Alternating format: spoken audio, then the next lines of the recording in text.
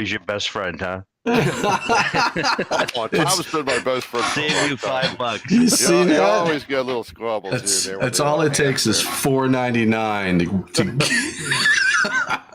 not $5. Yeah, that's right. That's right.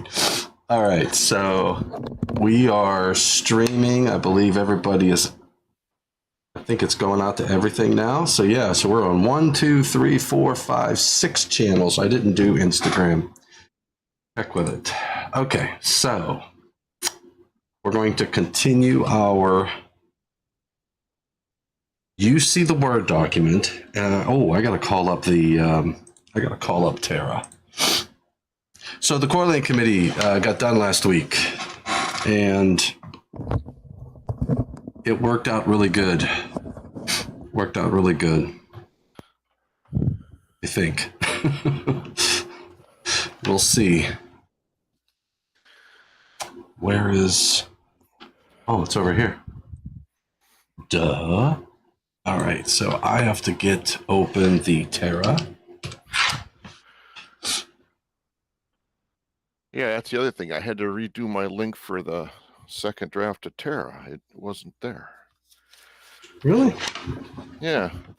Something happened with my favorites link. It just took it to the regular page, not to the draft page. I had the public input one. Yeah. So a little messing around this morning and vacuuming and cleaning up. My son and daughter-in-law and granddaughter are coming, so...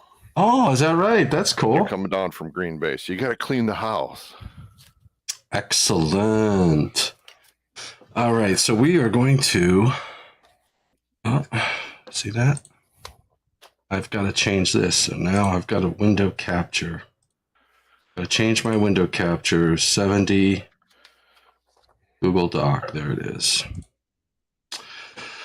Okay, so I've got the Word document. I'll take out the I'm making a pot of coffee. Wow. Which it's brewing. True statement. Yeah, it's brewing. Well, it was, not any longer. Well, it's still brewing, so technically it is still true. Don't worry about coffee. Just get some of this. Yeah. Monster morning. Monster. That's not good, Steve. It's only the 150 caffeine. For work, I have the 300 in the morning and the 150 in the afternoon. But I don't drink coffee, so. Okay, so now I've got to share out over on this side. I've got to present a window, and it's going to be this window, I think. Oh, my goodness. All right, so now you're sharing. Yes. So ignore that is. Oh yeah, no. You can still hear me. Okay, so I'm going to get the first draft, open in a new tab, and the second draft. I wish I could rename these tabs. Someone's asking for the link to Google Meets. It's in the Word document. Who was that? Where'd you see that at? It was just they were typing it right underneath where you took out for your coffee. Oh, yeah. The Google Meet is right in the Word document, right at the top. I didn't see who it was. I thought it said Paul somebody, and then it went away. Paul Flager. It was there, and then it went away. It was like being typed, and then it went away. Gotcha. All right. Okay, so I have first revision, and I have second revision. Wait, that's the first draft report. Now, this is second correlating review stage, and this is first draft report. So yes, we need them. We need them both, and I've got my 70 book. Yeah. Oh my gosh. We're on track. We're on track. All right. So and I got my panel 13 notes. Oh man. All right. So panel 13. Let's. So we ended up at. We were going to start with 700. That's right. Okay. Article 700. Let me come over to this document here. Article 4th. There it is. Article 700. Emergency systems. Okay. So let's take a look at Chapter 7. 700. 700 is not an important document, though. only for the first hour and a half. After that, it's old news. So we got Steve online. Steve Kava One. Steve Kava One. He's a coffee drinker. Where am I? Okay, I need that. So I can do, well, what do you like better? Do you like it like this better? Looks bigger, doesn't it, for you guys? Yeah, that looks good to me. Yeah. Okay, so first draft. First draft in Article 700. Looks like they added some informational notes to 700.1. So 700.1 is scope. I'll put this over here.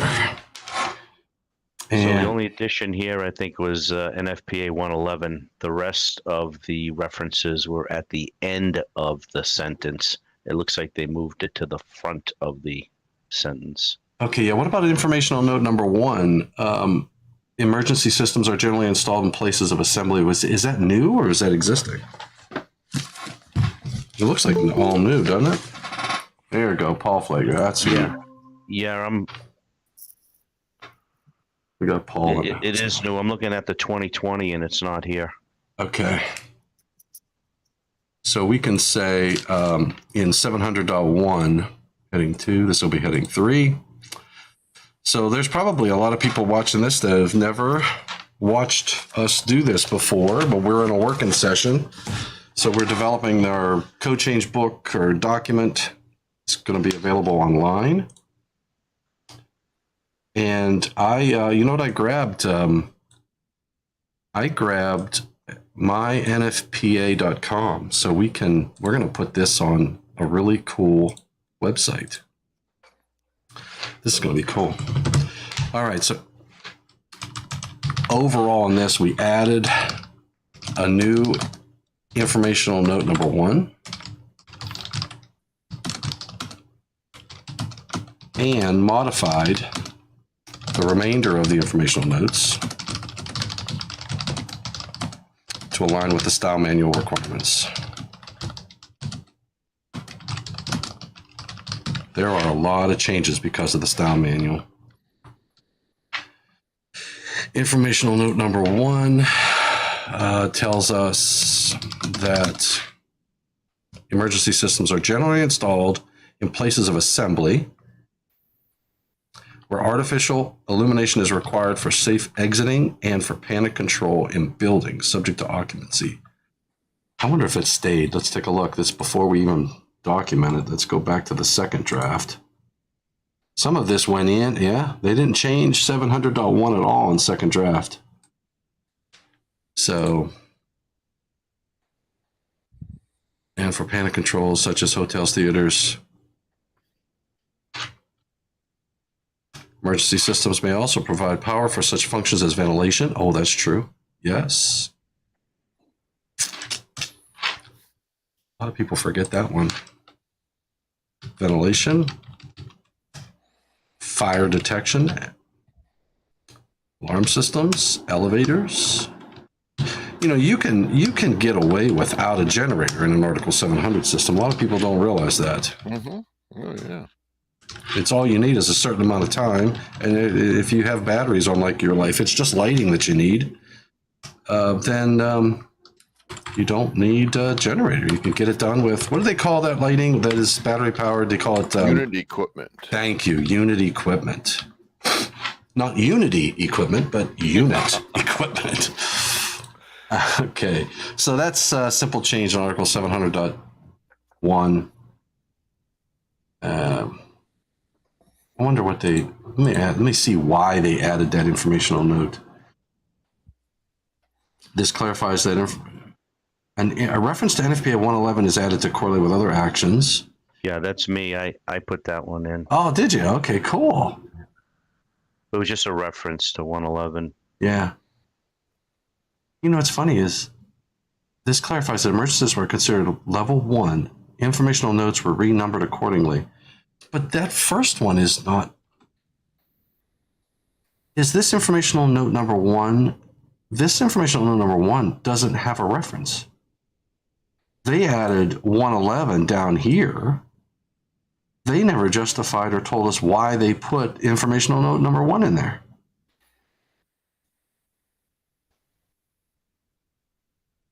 Informational notes were renumbered accordingly. That's interesting. Yeah, now that you point that out. Yeah, and if I were to dissect that almost goes on the lines as commentary, almost like something you would see in the handbook. Yeah. To me, anyways. Or a definition, what's included in the emergency system. But obviously we have definitions, which were actually removed, and I'm sure you're going to go over that text, so I won't steal your thunder. Wait, what was removed? No, I was jumping to .2. Gotcha. Yeah, the committee statement just has in there revisions to the informational notes made to comply with the style manual, but it doesn't really say 2, 3, 4, and 5. It just kind of makes a blanket statement. New 1. All right. Yeah, I think so. And also, and then we can say a reference to NFPA 111 was added to informational note number 5. 111 and 110's already in there. Okay. Thank you, mister. Look at that. Let's just throw it up there. Look at this. Look. Alfio Teresi.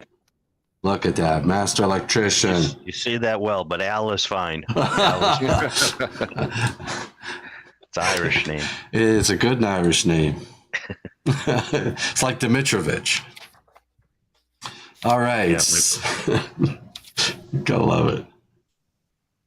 All right, and then 700.2. Can you guys hear me? Yeah. Yes. Is that Paul? Hey, it freaking works. Yeah. That's sweet. Look at that. Finally. How is your Saturday going today? Obviously not too well because you're with us. Yeah, I can't stay long. It's my wife's birthday, so. No kidding. Yeah. Excellent. Well, tell her happy birthday. Appreciate that. Yeah, now she can start drinking now. She's 21. Yeah, that's good. Reconditioned equipment. So 700.2 is now reconditioned equipment. So we can say that all of the definitions have been moved to Article 100, and 700.2 pretty much across the board is being dedicated. And I say pretty much because there are some panels that did not want to, like the .2 wasn't definitions, but they didn't want to change it because it was so recognized. And I think 240 is probably a good example of that. Because I think, let's see, 240.2 is, I don't know, it's reconditioned. Maybe it was 230. Number of services. 230.2 was number of services. Panel 10 did not. Oh, and if you made 230.2 reconditioned, then that would have made 230.3 number of services. You would have had 230.3 would have had to become 230.4. So they did not want to move that. They did not want to move that up. And I don't think there was anything in 215 that was reconditioned. So that didn't impact 215. So at least that was the discussion on panel 10. Some people just do not want to give up the ghost on moving articles. All right. So that's 700.1 is scope. 700.2 is now reconditioned. And then is being dedicated to reconditioned equipment. this new section simply says, I don't think they restructured. That is second. Simply tells us. Hey guys, can I jump in for 1 second? Yeah. I'm looking at the Terra view on the first edition and how they moved the definitions. Well, looking at the definition of an emergency system, the informational note, that number 1 we were talking about, is the exact verbiage in the definition. So it looks like they moved the informational note from the definition to an informational note under the scope. Okay. Oh, yeah, and you were saying it was a definition. Okay, so yeah. So if you look at the definition of electrical system, there's an informational note there. Emergency systems corresponds with the new number 1 under the scope. So that's where they got it from. Gotcha. The informational, which is moved. Yeah, that was a part of the definition. I knew it sounded like a commentary in regards to the definition and emergency systems was moved to be an informational note, to be informational note number 1 as part of section 700.1. Okay. Good catch. Yeah, I didn't even remember that. The remainder of the informational notes were renumbered to align with the style manual. Were renumbered and modified to align with the was added informational number 5. All right, so I'm just going to. This is PIs. PIs were a long time ago. It's hard to remember that. Yeah, well, Steve, if you guys would have done, here's the thing, if you guys would have done a better job in your panel statement, you wouldn't have left us. I'm not the panel statement crafter. There's a couple other in our group that like to do that.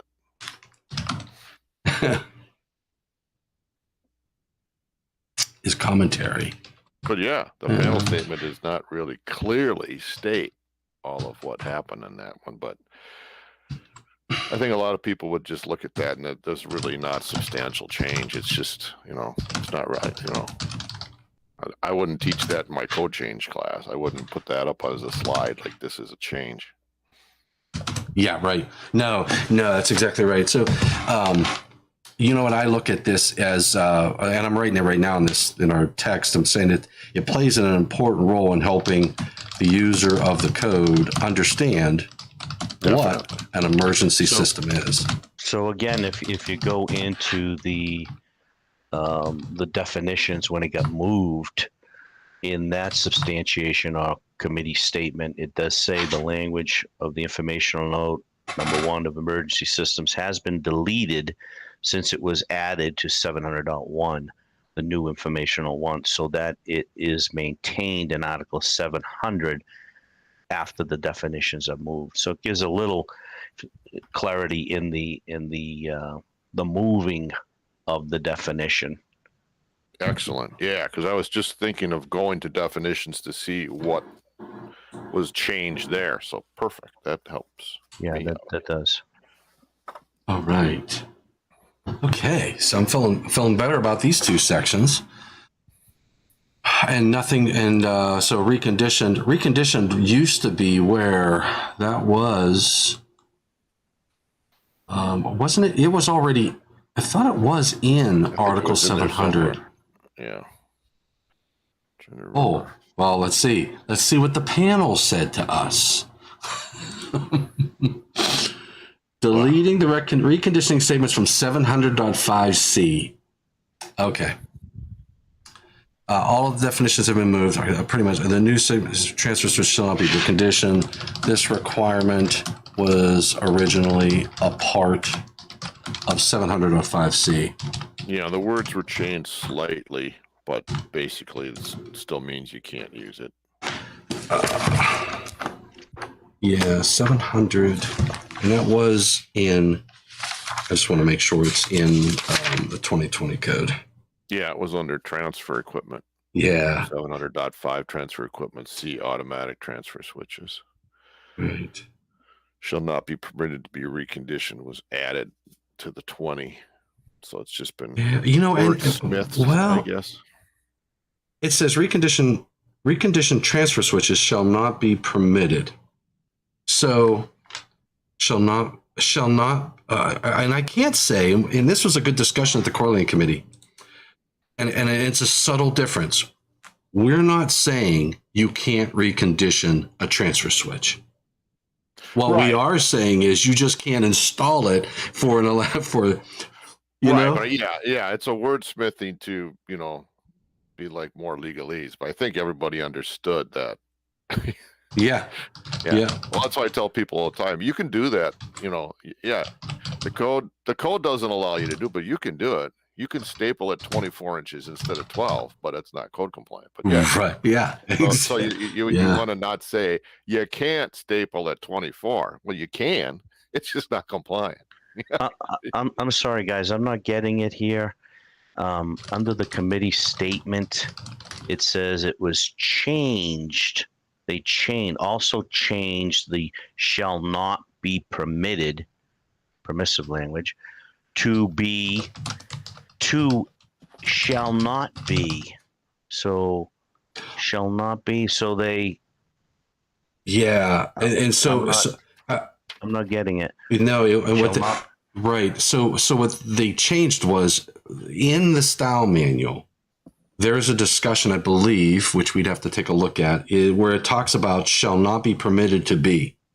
Oh, to be. Okay, I see it now. Yeah, I see it now. Okay, thank you. Sure. And that's I should try to find the NFPA 70. And anybody watching this online, because you guys aren't seeing this, but I'm going to go and I'm going to pull up. What I have to do is here's what I've learned, because I could never find the style manual for some reason. I just can't. It's just like escapes me to navigating their website. I have to do it every time. So it is on current and prior editions, and then I can view it. And if I do a Control F, it says shall not be permitted to be. Shall not be permitted to. That's not in there. Hey, Thomas. Yeah. You should put the link to the style manual in the document, just like you did the meeting note. Yeah, link. That's what I'll do. Ah, that's good. Yeah, I'm going to go in requirements originally. So, yeah, you know what I'd like to do, though, is it just says shall not be. Shall not be. I got shall. I'm going to try shall not be permitted. Word clarity. Words and terms used in the document shall be specific and clear in meaning. This is 334. And shall avoid jargon, trade terminology, industry-specific terms, or colloquial, whatever language that is difficult to understand. I can't even say colloquial, so it's difficult to say. That's difficult to understand right there. Just the word. Language shall be brief, clear, and emphatic. The following are examples of old-fashioned expressions and word uses that shall not be permitted. That's just used in a sentence and such as allowed. So here's the thing: shall not be permitted. Also, change the shall not be permitted to be. It's like you said, they lopped off the to be portion of it. Yeah, let me just try permitted. I'm trying to find where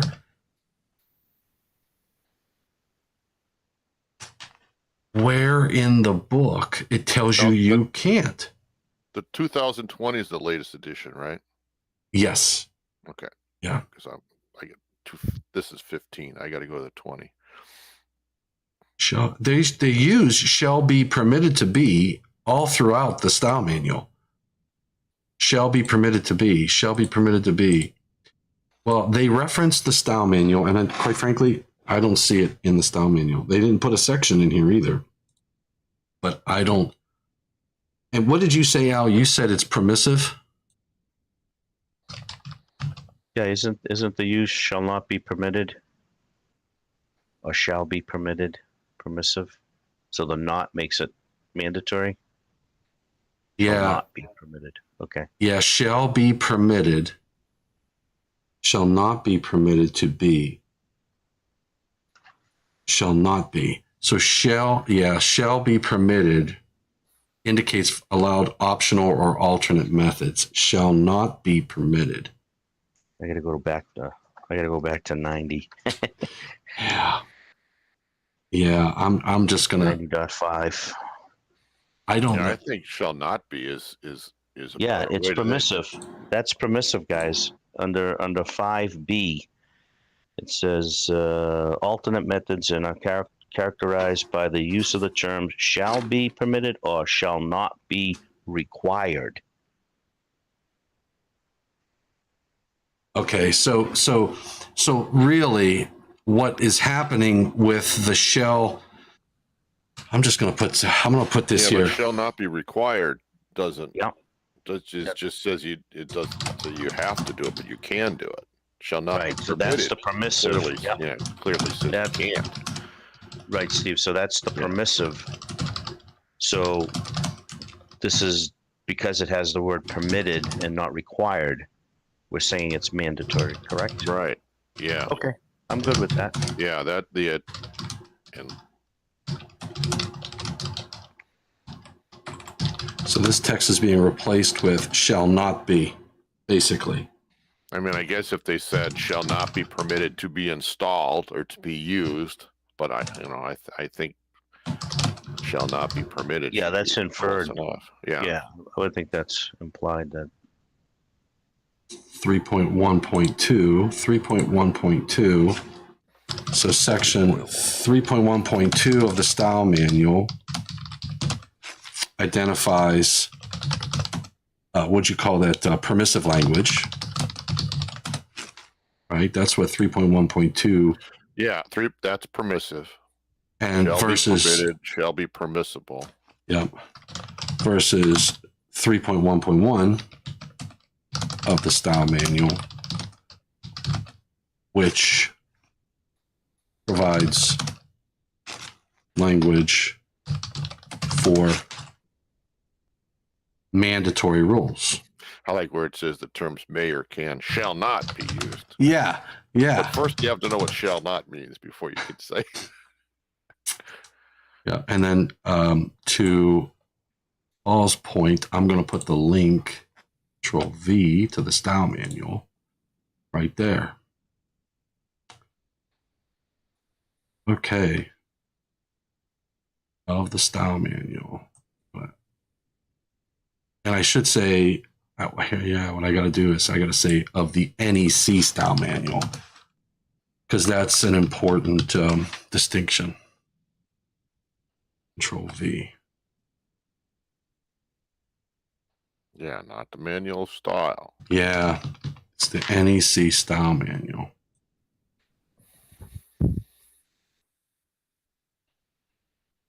Whoops. Undo. Copy link, remove link.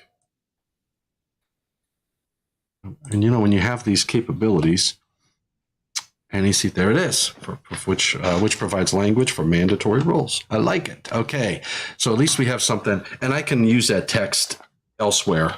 That might be good. All right, 700.2.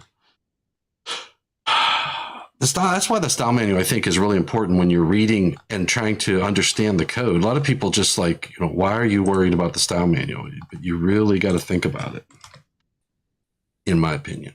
All right, 700.2. 700.3 is test and, let's go back to the first revision. Test and maintenance. They did change. Oh, Commissioning was put in. There was commissioning added to clarify the words, I guess. A is now commissioning. witness test. Again, the way I kind of think of it is it's not a substantial change, but it is, since commissioning is a big term now that everybody uses when they start stuff up. Yeah, okay, so wasn't there, though, a definition? Let's check Article 100. I think they defined commissioning, didn't they? Or they tried to. Commissioning. Yes, commissioning. Oh, well, that was defined. A, B, C. Brothers, I got to go. Where are you going? My wife's ready to go, man. Tell her happy birthday. Can't hold up a dollar with a dime. You got to go. Okay, have fun. Thanks, guys. I'll see you next time. All right, take care. Commissioning. There's communication. So that's actually, this is the first draft report. That's a new definition. But why is it struck out? The commissioning of electrical devices that are paramount. Why is this struck out? It shows where did they get that definition from? There's communications, there's close. And maybe it's a medium voltage. Or maybe it is in Article 700. Hold on. No. Article 700 doesn't have a definition. Let's see if it's in medium voltage. No, it starts with E. The commissioning of electrical devices are paramount to ensure a safe installation that complies with the requirements of the NEC. This often includes special setup steps to adjust device and system settings, performing verification tests, interlock, and safety system operational performance and validates. Let's take a look at the public input.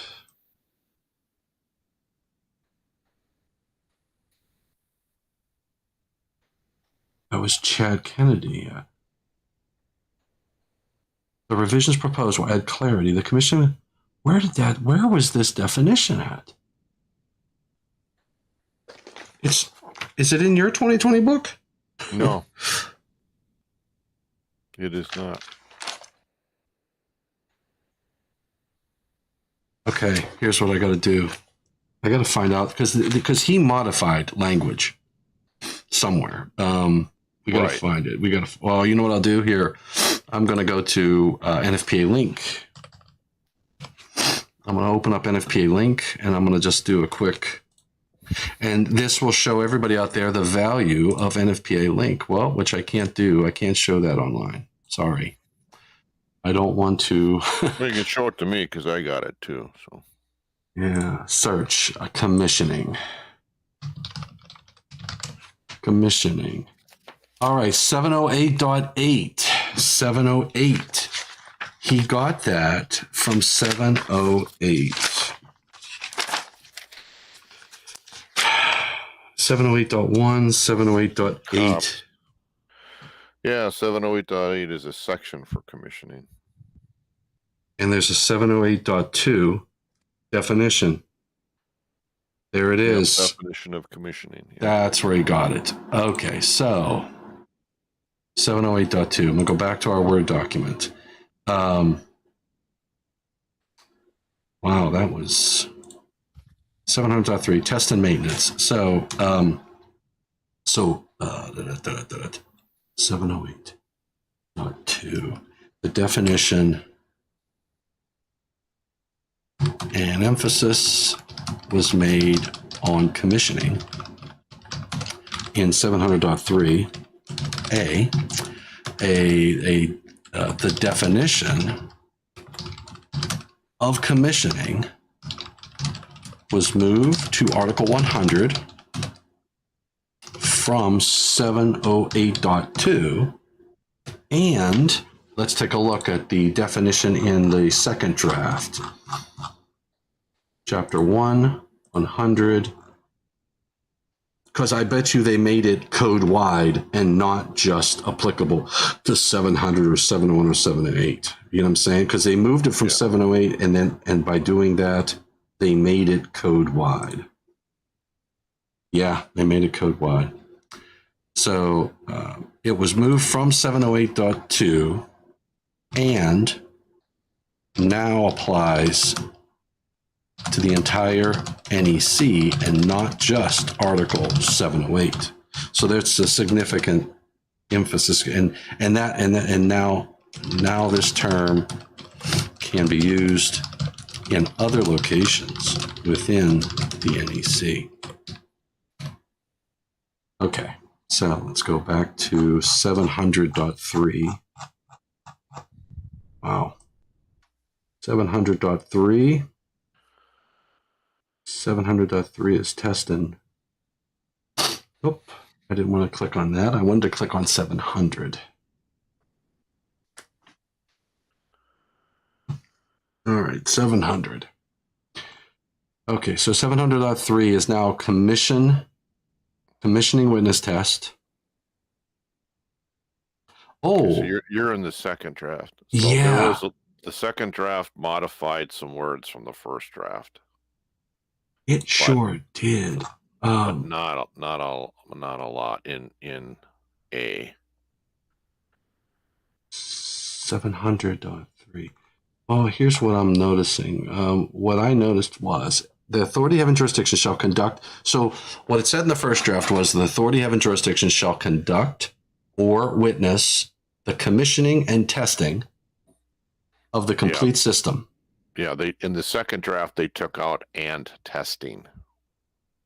So it's just witnessing the commissioning. Commissioning, witness, test. Why do they have test in the title? But they removed it from the body. Yes. Well, commissioning, witness, test is part of 700.3 in the first draft as well.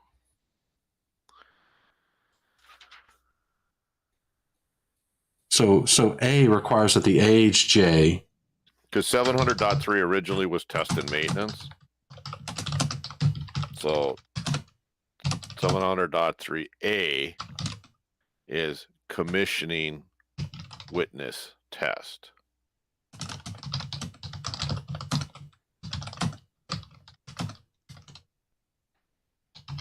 And then in the sentence of what it tells you to do in A, in the second draft, the word "and testing" was removed. So I think it's addressed in B. That's why they removed it. Tested periodically. Well, here's the thing. What I'm noticing in A, it says the AHJ shall conduct. So the AHJ himself or herself can do the commissioning. No, it says shall. Well, it says shall conduct or witness. So I guess it depends on what your definition of conduct is. And it says or.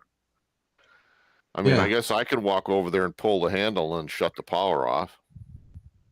Yeah, commissioning of the complete system upon installation, and periodically afterward. Yeah, I've argued that for years. That some of this stuff in the tested periodically, you can't. It's not enforceable, so it shouldn't even be there. But so let me ask you this: when you read this commissioning requirement, does your mind go to the genset or the unit battery or the UPS? What does your mind go to? The whole system. So whatever you happen to have. So if it's, let's say, battery units, wall-mounted battery units, is it a simple procedure to go push the test button and that's your commissioning? I would no. Or time it out for an hour and a half. So in our area, the level of light and that is in the length of the time it has to meet that level of light is also in the building code. So that's looked at as under the building portion. Some inspectors will do, electrical inspectors will do both and just say, well, I'm going to do it for the building inspector.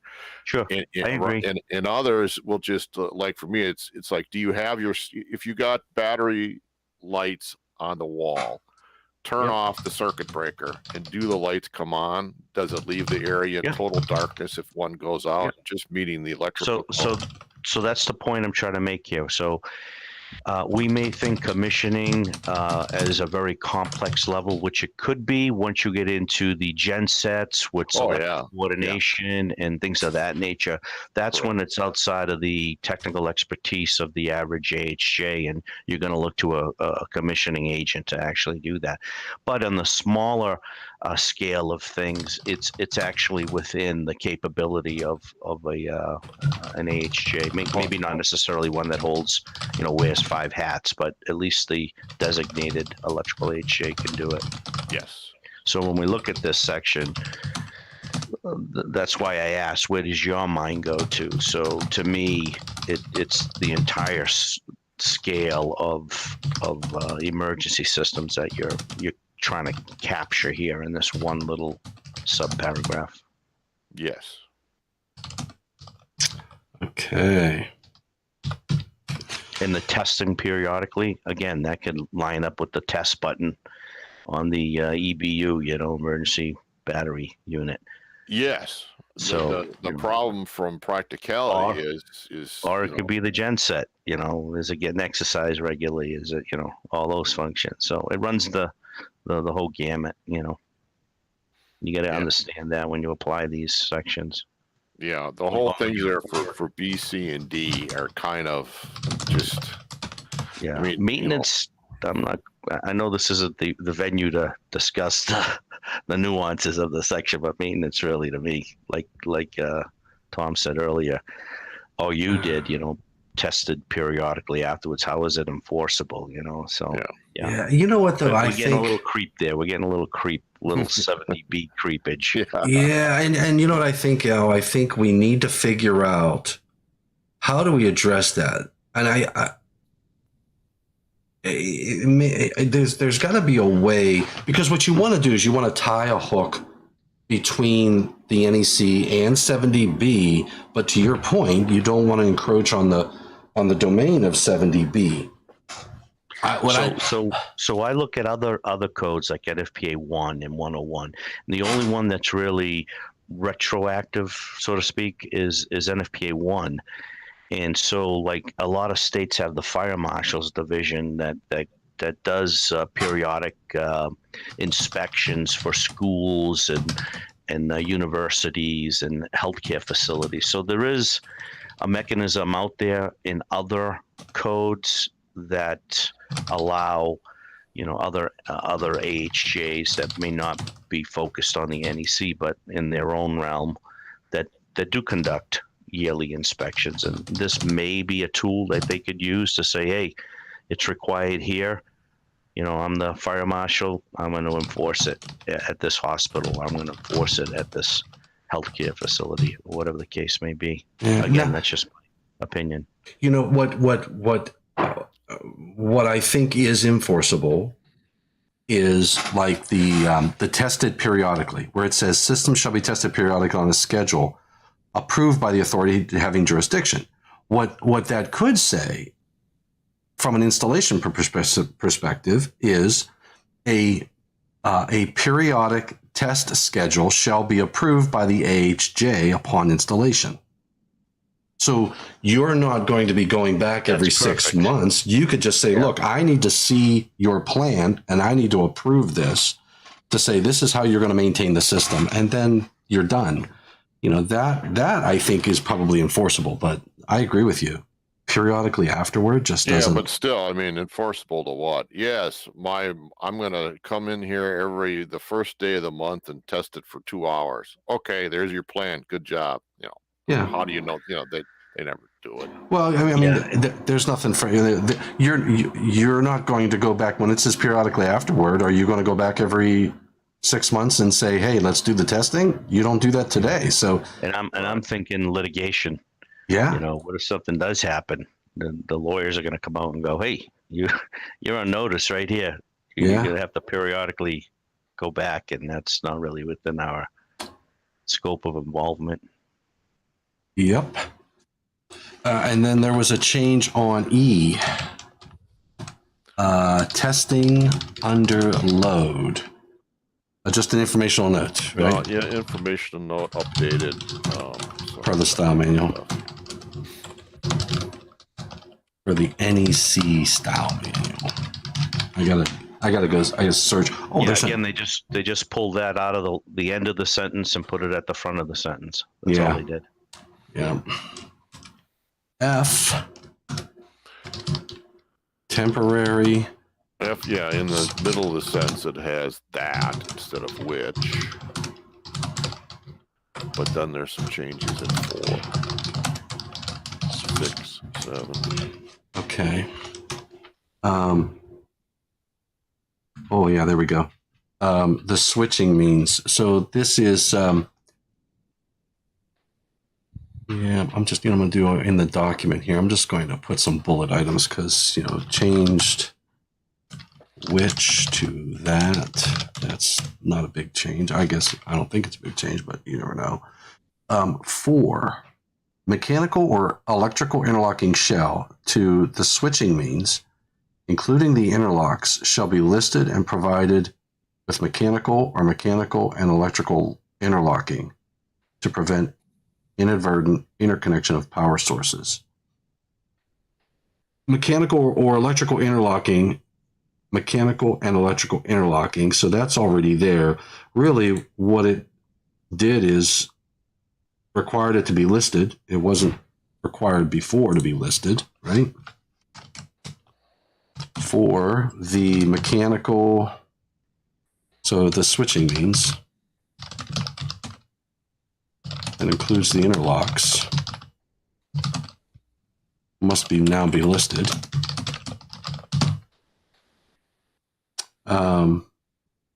That's really the big change, I think, because the mechanical or electrical interlocking is right here.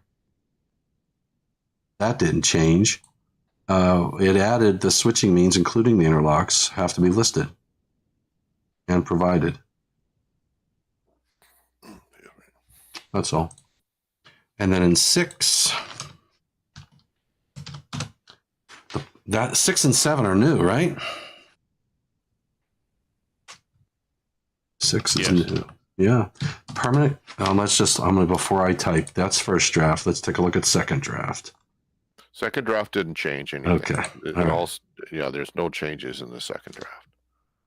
A permanent connection point for the temporary generator shall be located outdoors and shall not have cables from the connection point to the temporary generator routed through exterior windows, doors, or similar openings. Why does it have to be outdoors?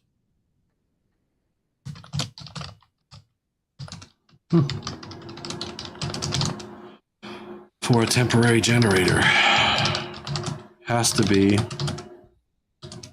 located outdoors, and the cables from the connection to the generator. If you're stupid question, if you're located outdoors, why would you be worried about routing through a window or a door? If you're already outside, there's no need to go through a window or a door or similar opening. Is there any? There was a lot of discussion about this, as far as some people were concerned that you have this point of connection to have additional power, but that connection point's inside the building. And now, what about, do you block the door open? Do you put a 2x4 in there so the door doesn't close on the cables, the windows? So that's why this was kind of talked about being changed. And they just kept the windows and doors in there in case, for whatever reason, they wanted to be very clear, do not put it through a window or a door. It's kind of useless, because if you're outside, you're not doing that. I'm sorry, you're not. If you're located outdoors, then all that goes away. Well, I guess even referencing it is, I don't even know why you're referencing it. Not you personally, Steve. No, I understand. Yeah, the discussion was that they wanted to be sure people didn't put it through a door or a window. So I'm guessing in some place, that you're outside, but the connection, the connection point, okay, has to be outside. So you connect on the outside of the building, but maybe it goes around the corner and something, I don't know. And it could go through another window in the building to get to where you're at. So, I mean, but that wouldn't be the temporary connection. You really, I don't know. I think they, I think maybe they added language that they didn't need to. Okay. Yeah. I'd have to look at the public input Ooh, on it. let's take a look. Let's take a look at FR. The panel statement recognizes permanent switching means required in 703 to connect a portable or temporary alternate source. Responsibility to function as a transfer switch is noted. Blah, blah, failure. That's for part 2. Okay, yeah. As a result of this transfer, so a new list item 7. We're on list item 6. So where's a new? There's nothing in here about a new list item 6. The revision also clarifies that a permanent connection point is required in an accessible exterior location. Temporary source of power, alternate source of power is unavailable. The permanent location will assure that access to the temporary source has been thought through and egress from the structure is not impaired. The revision also eliminates the potential of inadvertently leaving buildings openings open for transmission of emissions from the temporary source. So that's saying to me, that, if they stick the generator, as dumb as that sounds, in the garage or in the building, now you have that carbon monoxide issue, and you don't leave a window open just to facilitate the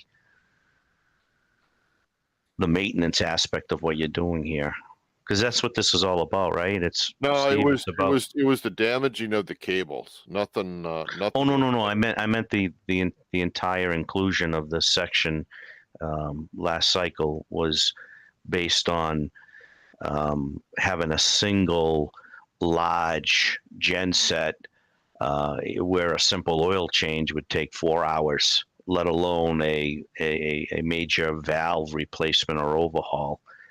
And in that way, they had a means to bring in a backup generator to help with that maintenance downage, if you would. So from there, it's kind of getting tweaked like it usually does. Yes. Great idea, but Yeah. now let's refine, and that's what we're doing. We're refining the requirements. So I like the outdoor connection. I'm not disagreeing with that. All right. All right. Okay. So let me get I got to get my thing back up here. Hold on. I went and got my coffee pot. I had to get a hot coffee for that discussion. Yeah, the whole thing boils down to the exceptions, because people just say, oh, well, I'm meeting one of these exceptions, so I don't need to do it. Yeah. And so that was Bob Fahey. That was Bob Fahey's. And he said 2 new paragraphs, 6, to make it clear that temporary cables installed from the temporary generator cannot be installed through doors, blah, blah, blah, blah, blah, could impact pinch damage. This additional language in the proposed 6 would typically require the connection point for the temporary generator to be located on the exterior of the building. Eliminate a portion. Okay, so he added the connection point for temporary generator shall be located as to not have cables from the connection point installed through windows. And you know what they did? They built on it. Yeah, they built on it, and they put in shall be located outdoors. So he didn't have the located outdoors. Right. And they added that, so that's why it seems redundant. See, he added this. Right. And they probably didn't have to add this if that was his goal. They could have they met his goal by simply saying put it outside. Yeah. But there was still discussion on if By saying can't go through a door or window, it does sound kind of redundant if you already said it's outside, but this would cover any situation where it may, for whatever reason, go through some other spot where now there's a door or a window. So, Right. And then you get into the dilemma, doesn't 400 already address that? Article 400 already addressed that. well, That's these are just temporary cables. So I don't know. It's, yeah, but of course it covers it. Yeah. It's an electrical installation, whether it's temporary or not. and the other part comes down to if they are going to have a oil change or maintenance and they are going to bring in a separate generator, are they going to tell the inspector? Yeah. You know, but at least they have a point to do the connection if they do it. I mean, it, you know, who knows if the generator works, that you know, it's, you know, that's their responsibility to get another one. And if they decide they don't want to do it, the building's out of emergency power, and we have no And way this of knowing. actually, this section actually applies to all emergency power systems, not just the genset. This is everything. If you have a UPS, you're going to Yeah. need backup power. Yeah, it's true. And the informational note was fixed. Yeah, if you're relying on a single alternate power source.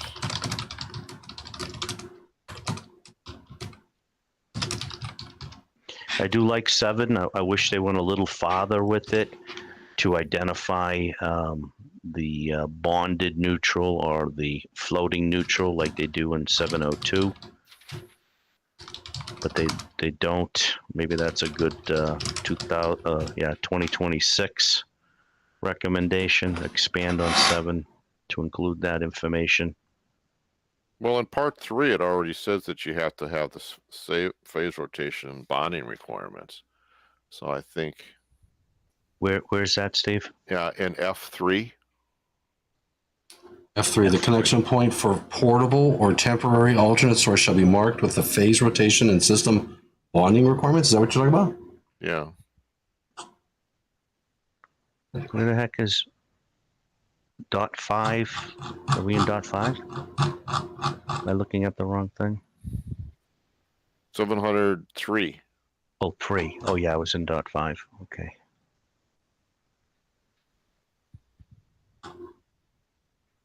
F5 or F3 is what I was just, it says bonding there.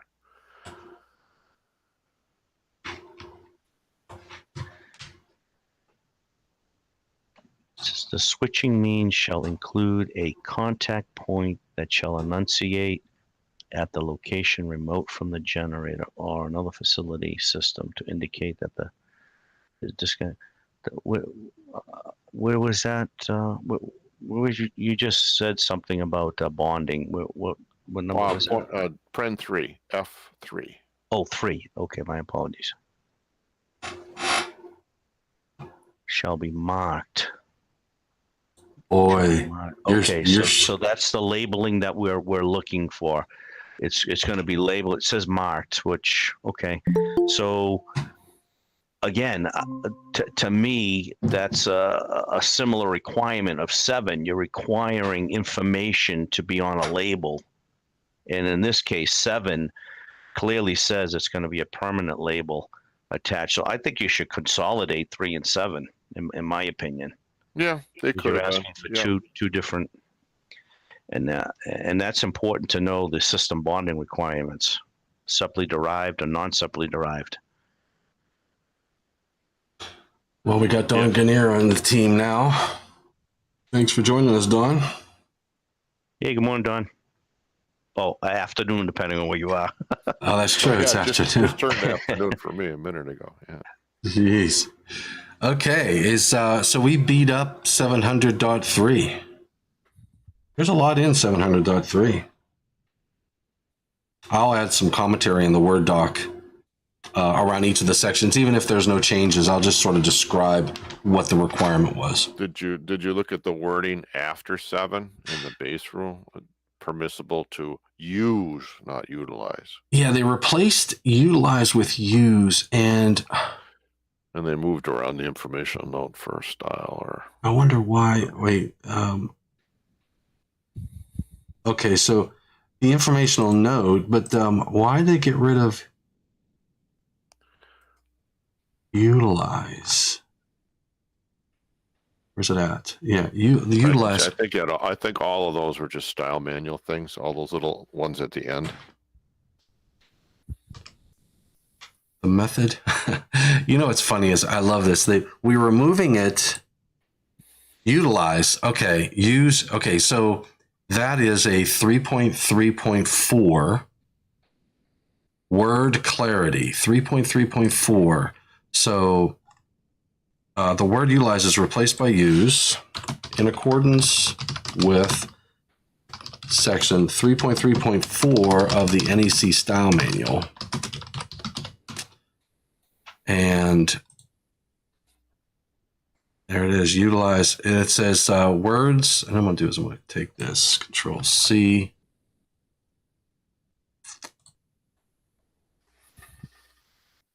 Style manual as words and terms clear in meaning.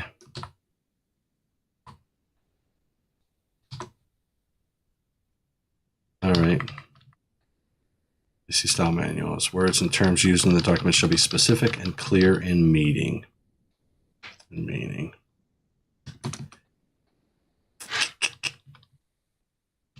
Okay. Oh, Tom, is that the PC one you're using or the PI? That is they didn't change in the public comment phase. Well, hold on. Look right now. So, okay, see it says there's no informational note in front of it.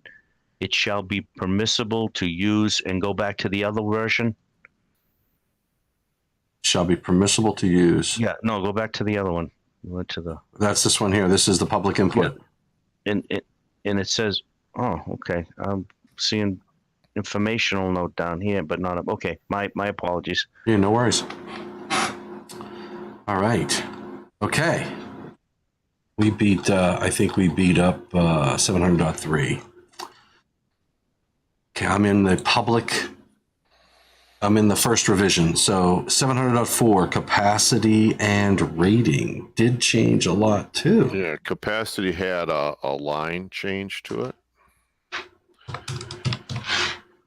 And some rating actually got changed a little bit in the second draft. So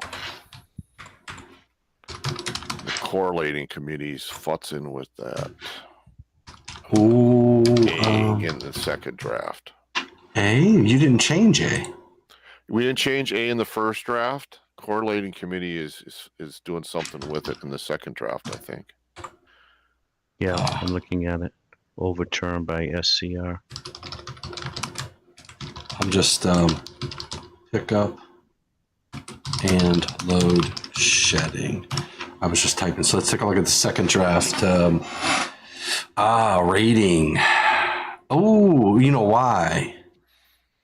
Well, wait a second. So Ryan Jackson proposed to change that in the second draft, and I think the correlating committee is taking a look at that, if I'm understanding this correctly. Oh, I know what they did. Yeah. The committee is rejecting this PI is spotted by multiple sources. Okay.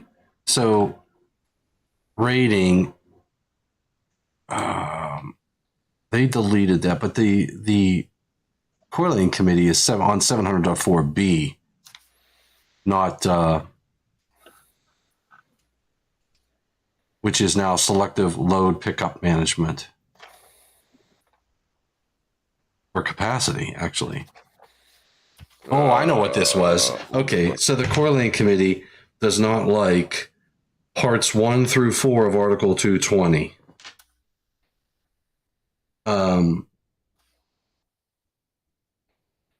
Rejected by, yeah.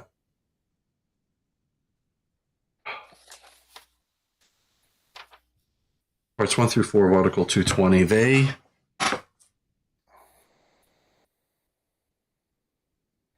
I don't know what they did, though, because they talked about this week. Oh, wait, here's a second correlating revision. An emergency system shall have adequate capacity in accordance with parts 1 through 4 of Article 220. All right, so they left that in there. They just reworded it a bit.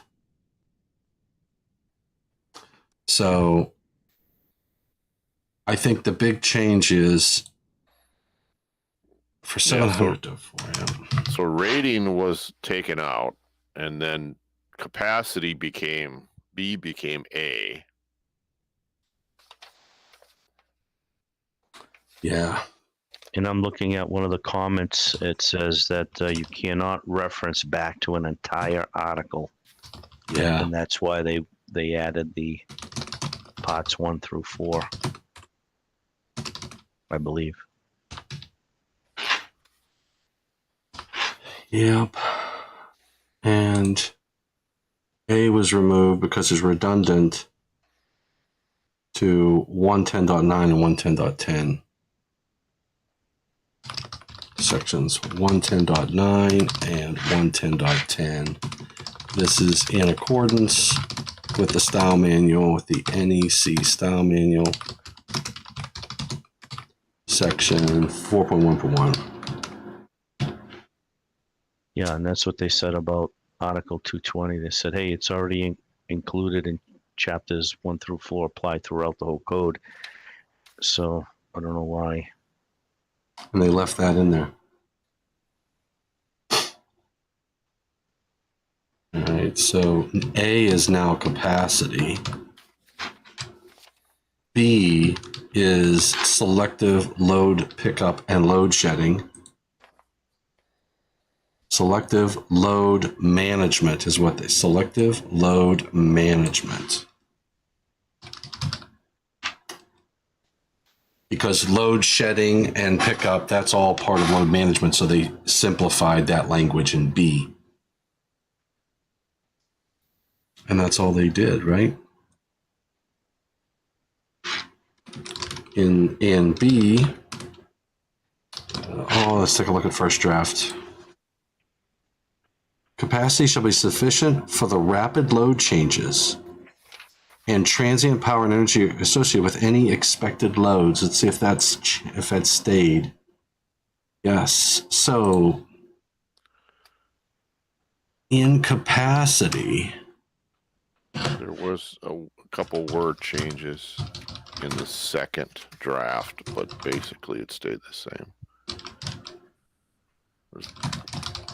Width was moved, I think. The word width.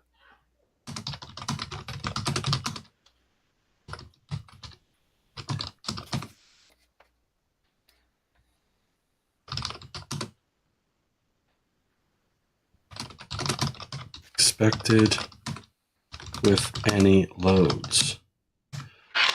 So that's just basically. And then they had to, and yeah, because there was problem with saying all of the article. It had to be parts of the article, not the whole article, and then width.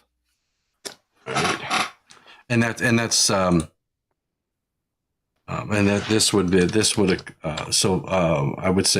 I would say motor starting is an example of how loads may change in the system. You know, motors starting and running periodically. As an example, so from a capacity perspective, you got to accommodate all those different loads and configurations of your power system. Probably look for the worst case. Now, the selective load management system, they gave it a priority. So instead of saying the emergency circuits, they just said emergency circuits. So they didn't change the requirements. They just reworded it for clarity. So the following order of so the language in C says the alternate power source shall be permitted to supply emergency legally required standby and optional standby system loads where the source has adequate capacity or where automatic selective load pickup and load shedding is provided as needed to ensure adequate power to the following in order of priority. Emergency circuits is first priority, legally required is second priority, optional is third priority. Yeah, and then the second revision took out the words in the title of B, pickup and load shedding, and put in management. So it's just selective load management. Yeah. And then they added in the second sentence of B, load management.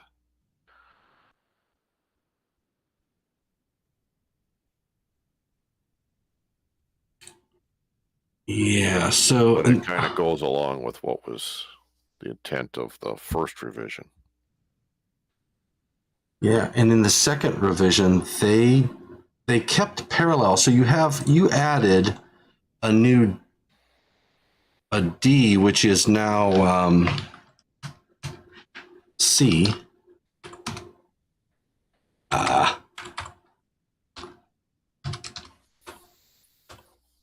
Parallel Parallel operation. operation. Yeah, no change in that in the second revision. So Now, it's what just does everything you're looking at on the first revision for D. So what does parallel operate? Parallel operation of emergency shall consist of normal and emergency. The emergency source shall be permitted to operate in parallel with the normal source. But you have to follow 705. That makes sense. 705 is your interconnected systems. Any operating condition that results in less than the required emergency source capacity has to initiate a malfunction signal. And then parallel operation shall be permitted for satisfying the test requirements. And then you have emergency source. Emergency sources shall be permitted to operate in parallel where the necessary equipment to establish and maintain a synchronous condition is provided. So why did they have to put this in? What does it address? That was from the correlating committee task group that wanted to clarify and reference that in some situations now you could have your emergency power source, whatever it is, also operate under normal conditions.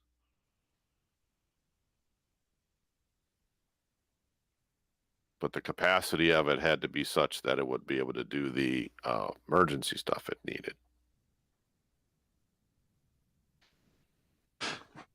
So it was a correlating task force issue. So the emergency system operates in parallel with the normal source.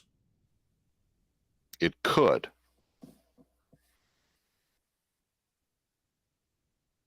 So an example would be if you had a gen set supplying vertical switchgear with multiple systems, your emergency, legally, and optional.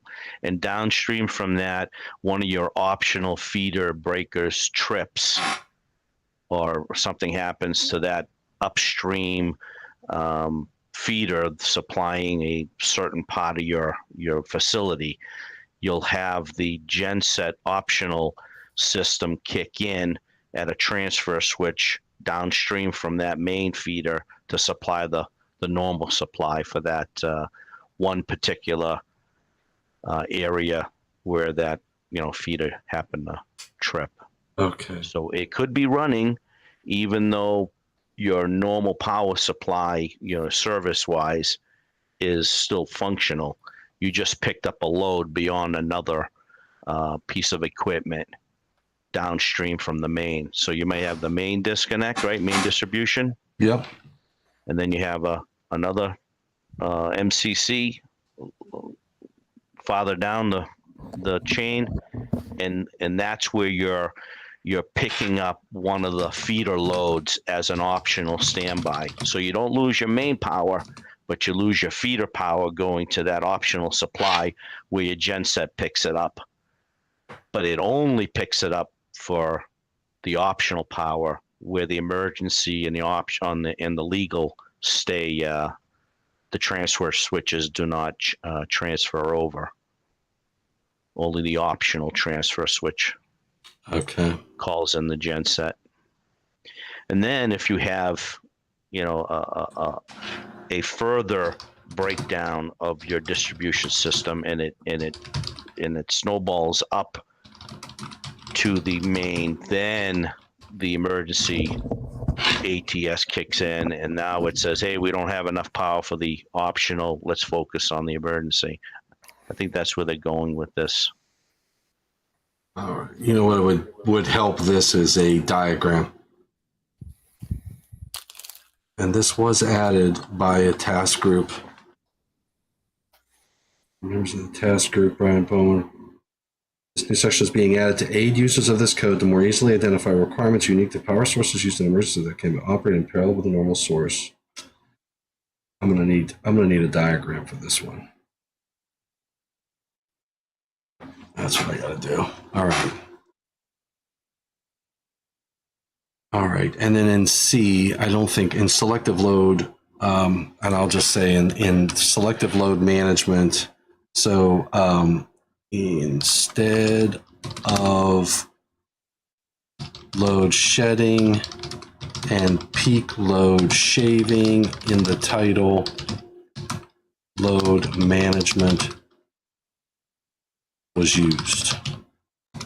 The section is reworded for clarity. I think Don Ganier is having audio difficulties. I don't know. He comes in and he goes out. If you are, Don, just say something in the chat, box.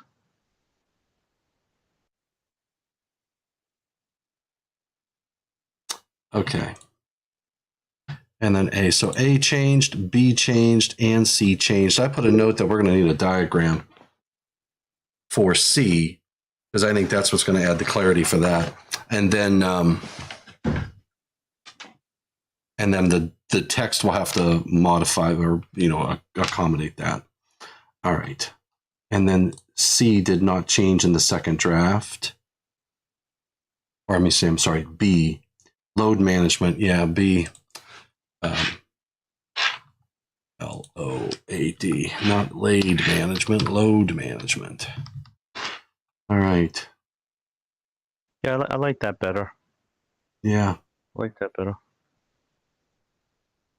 Yeah, and they deleted rating. Moved that, A, B, C. Okay. We feel comfortable with 700.4? Mm-hmm.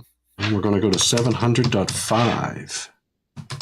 Transfer equipment. Jeez, oh man. Bypass. Okay, I'm curious to see what happened with this one. So to simplify things, A only changed in the first draft. Okay, hold on. So A did change. I'm looking at the second draft. So A. Yeah, A changed a little bit. Approved by the authority having jurisdiction was removed because it's redundant. Attaboy, Steve. that was Ryan Jackson's. Yeah. So As it is redundant. Why is it redundant? Where is it included? 110.2. Okay. All right. I like redundancy. I don't mind it as long as it stays the same. I mean, I think it's okay to say something again. Yeah. So my thought on that is redundancy for the sake of clarity is acceptable, but to what point? You can't fix stupid either. Yeah. So yeah. I hear you. Bypass. Look at the change now. What survived? Yeah. This is gonna be a difficult one because this changed in the first revision, then it changed again in the second draft. So because I got 4 screens. I got both up here. I can look at it at the same time. So the first part of B, where it says the means shall be provided, is crossed out. Well, that's put back in the second draft, and the part that says where emergency load supplied, blah blah blah blah blah, That's all taken out in the second draft. So this is kind of one where you want to look at the second draft, not the first draft. Okay, so the original language. Okay, you know what I'm gonna do? I'm gonna open the second draft. I'm gonna grab my book. Yeah, look at the second draft because that's got because the first draft stuff is just gonna be, you're just gonna get rid of what was in the first draft in the second draft.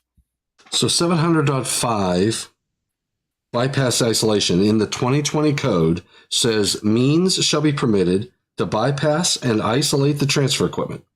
Where bypass isolation switches are used, inadvertent parallel operation shall be avoided.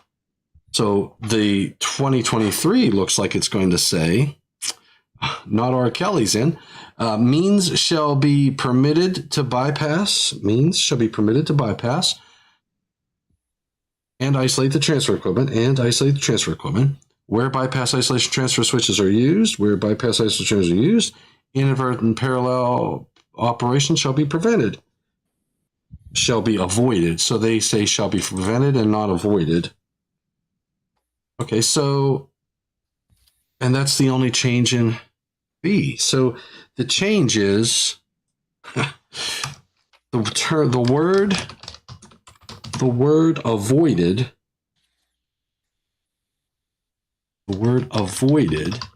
at the end of the pair of this section was replaced with prevented. After all said and done, that's the only change. So let's see what they said here. Is that because of D? Oh, let's see. What's D say? Yeah, D says redundant. Oh, there's a new D. There's a new D. There's a new D. Okay, wait, hold on. Let me put a C up here. C is automatic transfer switches. And then D is redundant transfer equipment. Oh my goodness. Just when you thought it was safe to go back in the woods. Okay. All right. So really, so let's just do this. So in B, the only thing that changed between the 2020 and the 2023 is the very last word. Instead of avoided, it says prevented. I'm trying to go back to that. That's the only difference. And I'm going to see what they said in the second revision. They didn't address that. So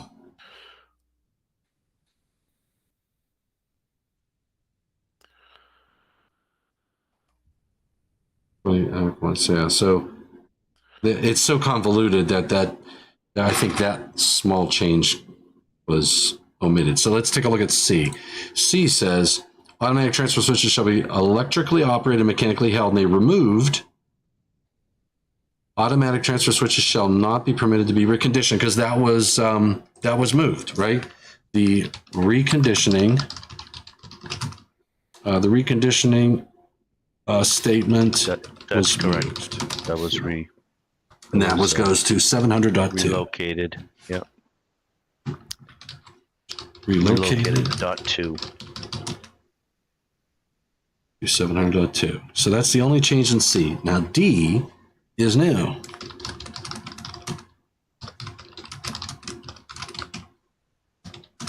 Why is that a different color? Oh, it's not new. Just out of the. Is it? Oh, why is C a different color? Yeah, just because. I don't know. I mean, it could be because it's a detail. It's a ballotable detail. Oh, okay. That might be the reason. But now redundant transfer equipment is new. Go back to my notes here. Okay, you know what? Here's what I'm going to do. I'm going to take and put a table in this. I'm going to import a table, and it's going to say existing NEC 2020. NEC 2020 and then NEC 2023. Because NEC 2020 had A, general.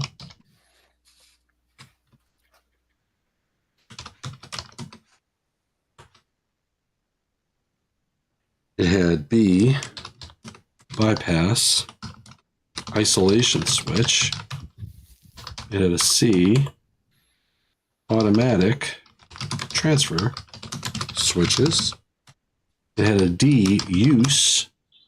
It had an E, documentation. Yep. And that's E. Okay, so now 2023 is going to have A, general. It is general, and it has bypass isolation transfer switch.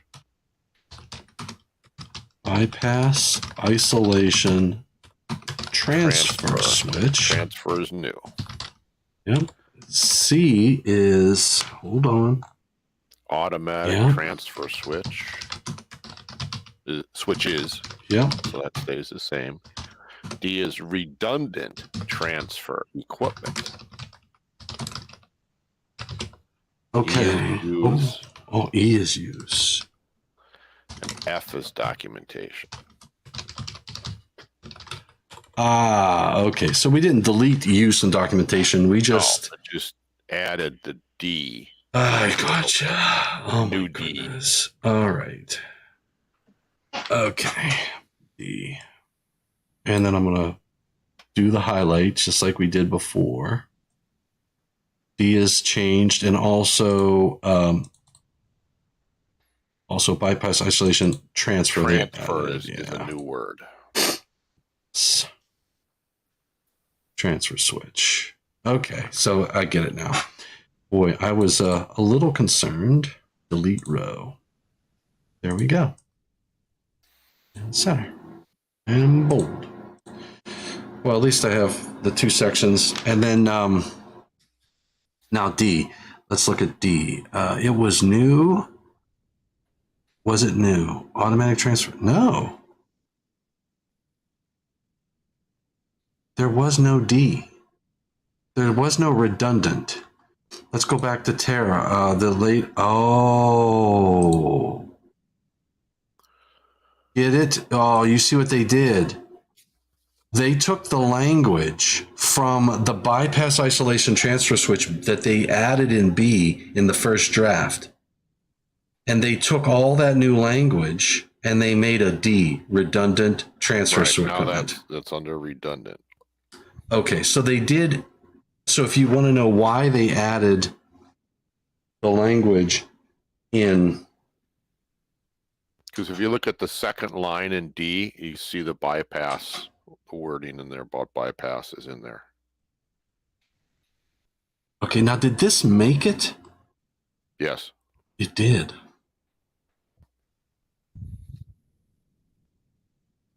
And equipment. Okay, so yeah, it was close on the actual committee itself discussion vote. It was 9-7, so it was close, but it did pass, and it did pass ballot. That's what I was curious. It passed ballot without any problem, but in the committee stage, it was a 9-7. Yeah, I was surprised that it passed ballot. Okay, so let's look at what D is telling us. Emergency loads are if by a single feeder.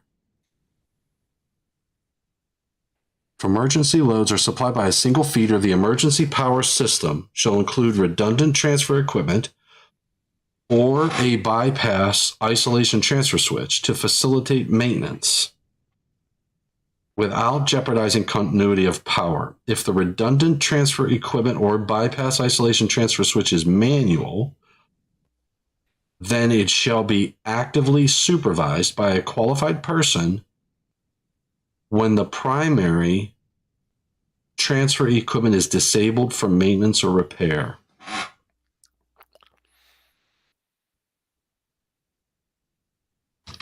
So it sounds like they're trying to pick up additional requirements from 700.3F. So we have our basic rules for a temporary source of power, but it doesn't seem like it's sufficient enough when it comes to addressing all of the terms for transfer equipment and these additional sections I hear to support F.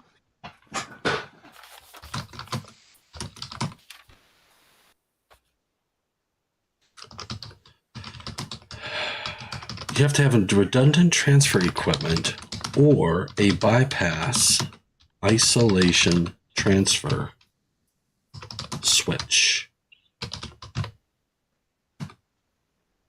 to facilitate maintenance. There was a lot of discussion on what was an isolation transfer switch and what are you isolating and what's your point. And I'm looking for my other notes on that.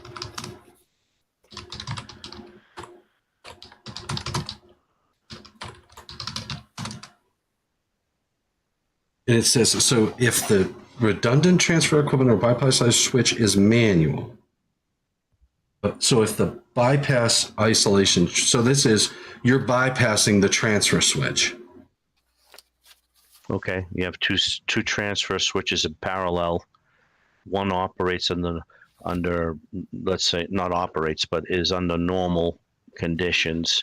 And if you have a catastrophic failure or a reason to go in there and maintain it, you have the ability to manually transfer to the second, aka redundant transfer switch, and put that one online while the other one's offline for maintenance. Could happen. I've never seen it, but doesn't mean it doesn't exist.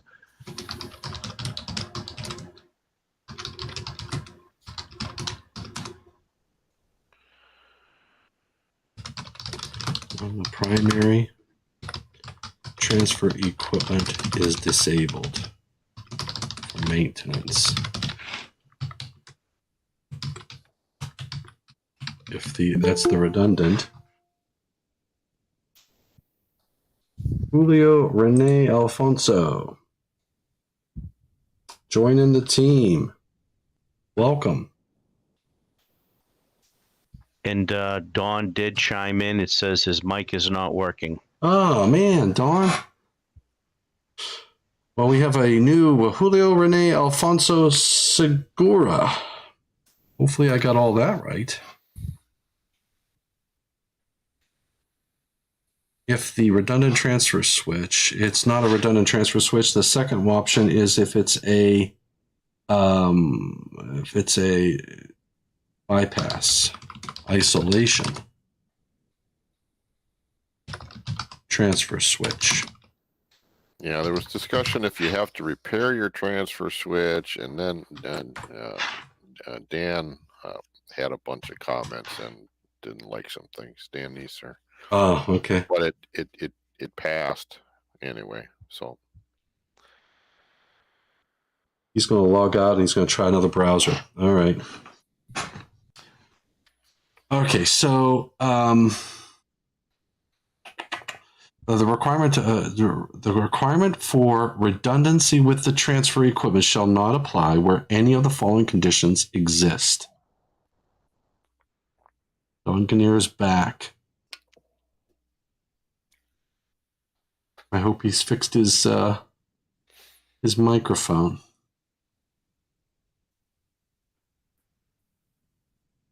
So there is an exception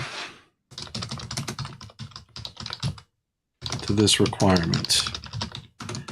And it says he still doesn't have a mic. Jeez, Don, try to your the three dots down the bottom. You go to settings and you'll have audio and you can pick where your microphone is coming from. Sometimes it defaults to like, I don't know, Neverland. I've had that happen to me. I had to change that settings. Go look for the three dots for more options and go to settings. All right, so you have an exception. The requirement for redundancy The requirement for redundancy with the transfer equipment shall not apply where you have any of the following. You are not required to have redundancy when any of the following conditions exist. Okay, 1, all processes that rely on the emergency system source are capable of being disabled during maintenance or repair activities without jeopardizing the safety to human life. So that tells me all the processes that rely on the emergency system, all processes, if you can disable all of the processes that rely on the emergency source without jeopardizing life safety. I don't know what example that would be. The building or structure is unoccupied and fire protection systems are fully functional and do not require an alternate power source. Okay, the structure is not occupied. And fire protection doesn't rely on backup power. That makes sense. 3 is other temporary means shall be permitted to be substituted for the emergency system. Okay, you have other temporary means. Substitute the emergency system. And then 4, a written emergency plan that includes mitigation actions. Okay, I'll just say a written plan that meets specific criteria outlined in the NEC. Okay, so I get that. But the other temporary means shall be permitted to be substituted for the emergency system. So that would be the inlet. So if you remember, you're required to have, what is it, part of 700.3 for maintenance. Emergencies shall be maintained, written record, tested periodically. The F, temporary source of power for maintenance and repair, right? Right. So if your solution for F is such that you can take your transfer switch out of the picture and your backup power doesn't need to go through that transfer switch, then and you can completely isolate it and you're and you have the backup generator, then you this temporary generator, then you wouldn't need a bypass isolation switch.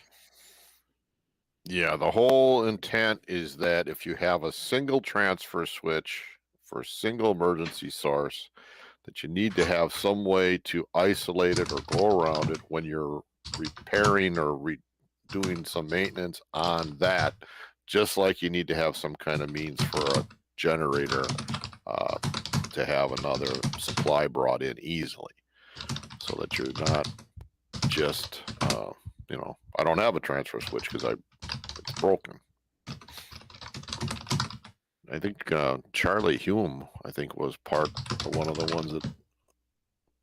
Yeah, Charlie is our, I don't know if he's engineering manager or product line or something like that. He's very knowledgeable on this stuff, but he was watching the language. And I think he was either monitoring panel 13. I was on panel 10 at the time, I think. I can't remember. Yeah, he put in one of the initial inputs. Okay.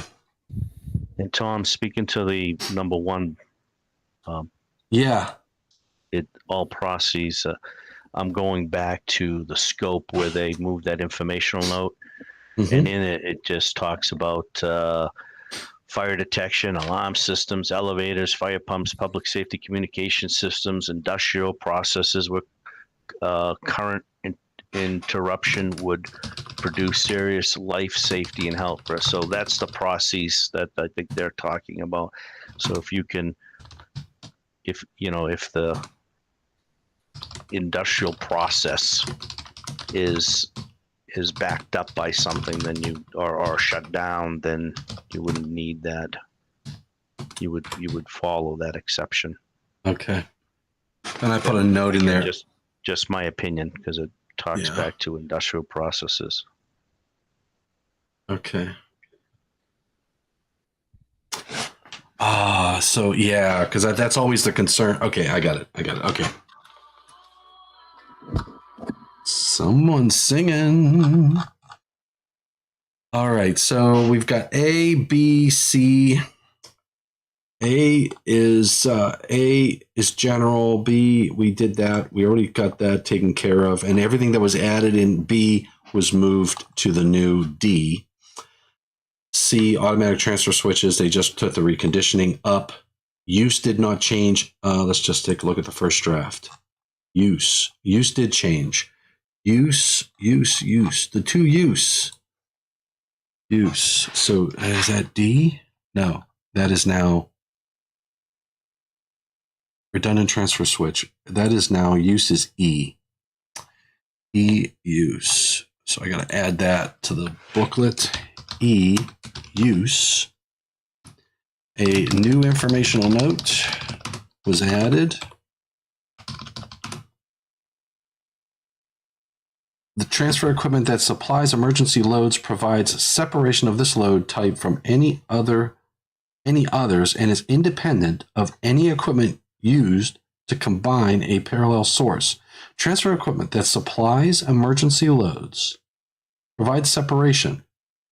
Oh, okay. So that's just telling you that a transfer switch,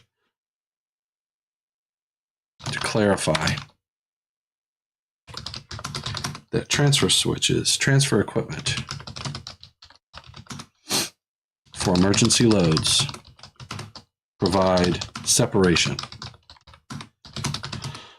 of the load type from any other load type and is independent of any equipment used to combine or parallel sources.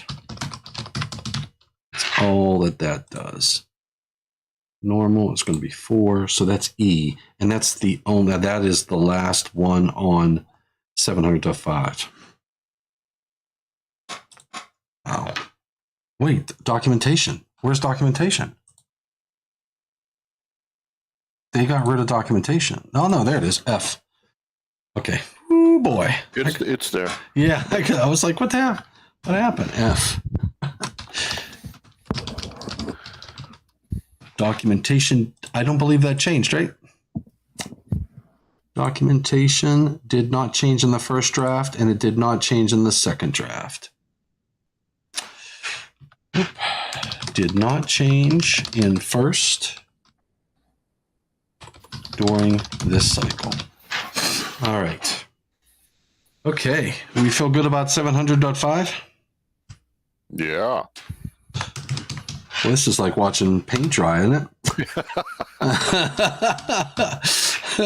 Yeah. Not R. Kelly's out there. He's probably like, oh my goodness, these guys are losing it.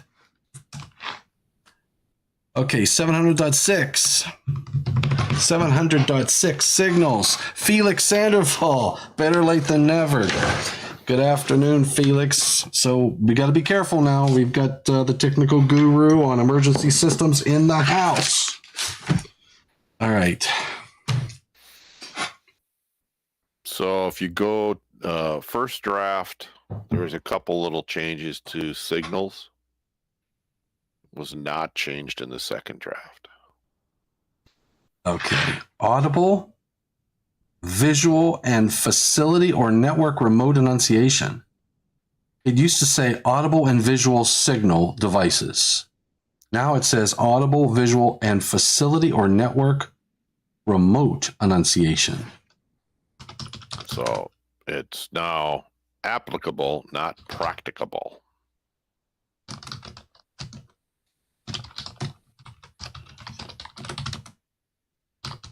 Modify the parent text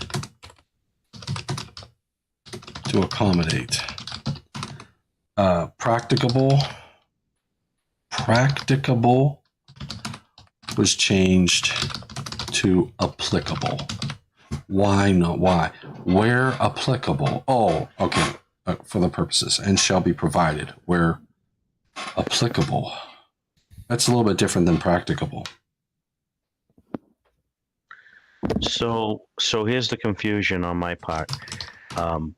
Prior to this, it was just the audible and visual, and it was where practicable and not applicable. But now it says applicable. So to me, the general rule was you're going to provide audible and visual signaling to the enunciator, where practicable kind of opens up the door to, it's always practicable, right? But then they introduced the facility or network remote enunciator. And now I'm wondering if they're just talking about the network or facility enunciator, or network or facility portion of this to be where it's applicable. So we're actually talking about the audible, the signaling, and the facility network remote as being required.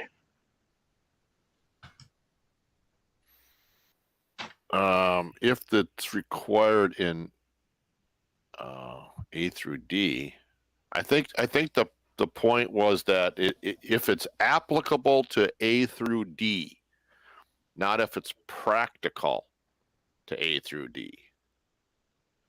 Okay, that's a good distinction. If they apply to A through D is what the intent is to try to clearly say. Yeah, that comma should have been removed. Where the applicable for the purpose of described in A through D. Okay. Yeah, so it's not is it a practical or applicable to the site? Is it one of the? Does one of the but to me, where it says devices shall be provided, comma, where applicable, comma. So that to me sounds like it's pertaining to the front of the sentence. And then it goes on to say for the purpose described in A through D. I see your point.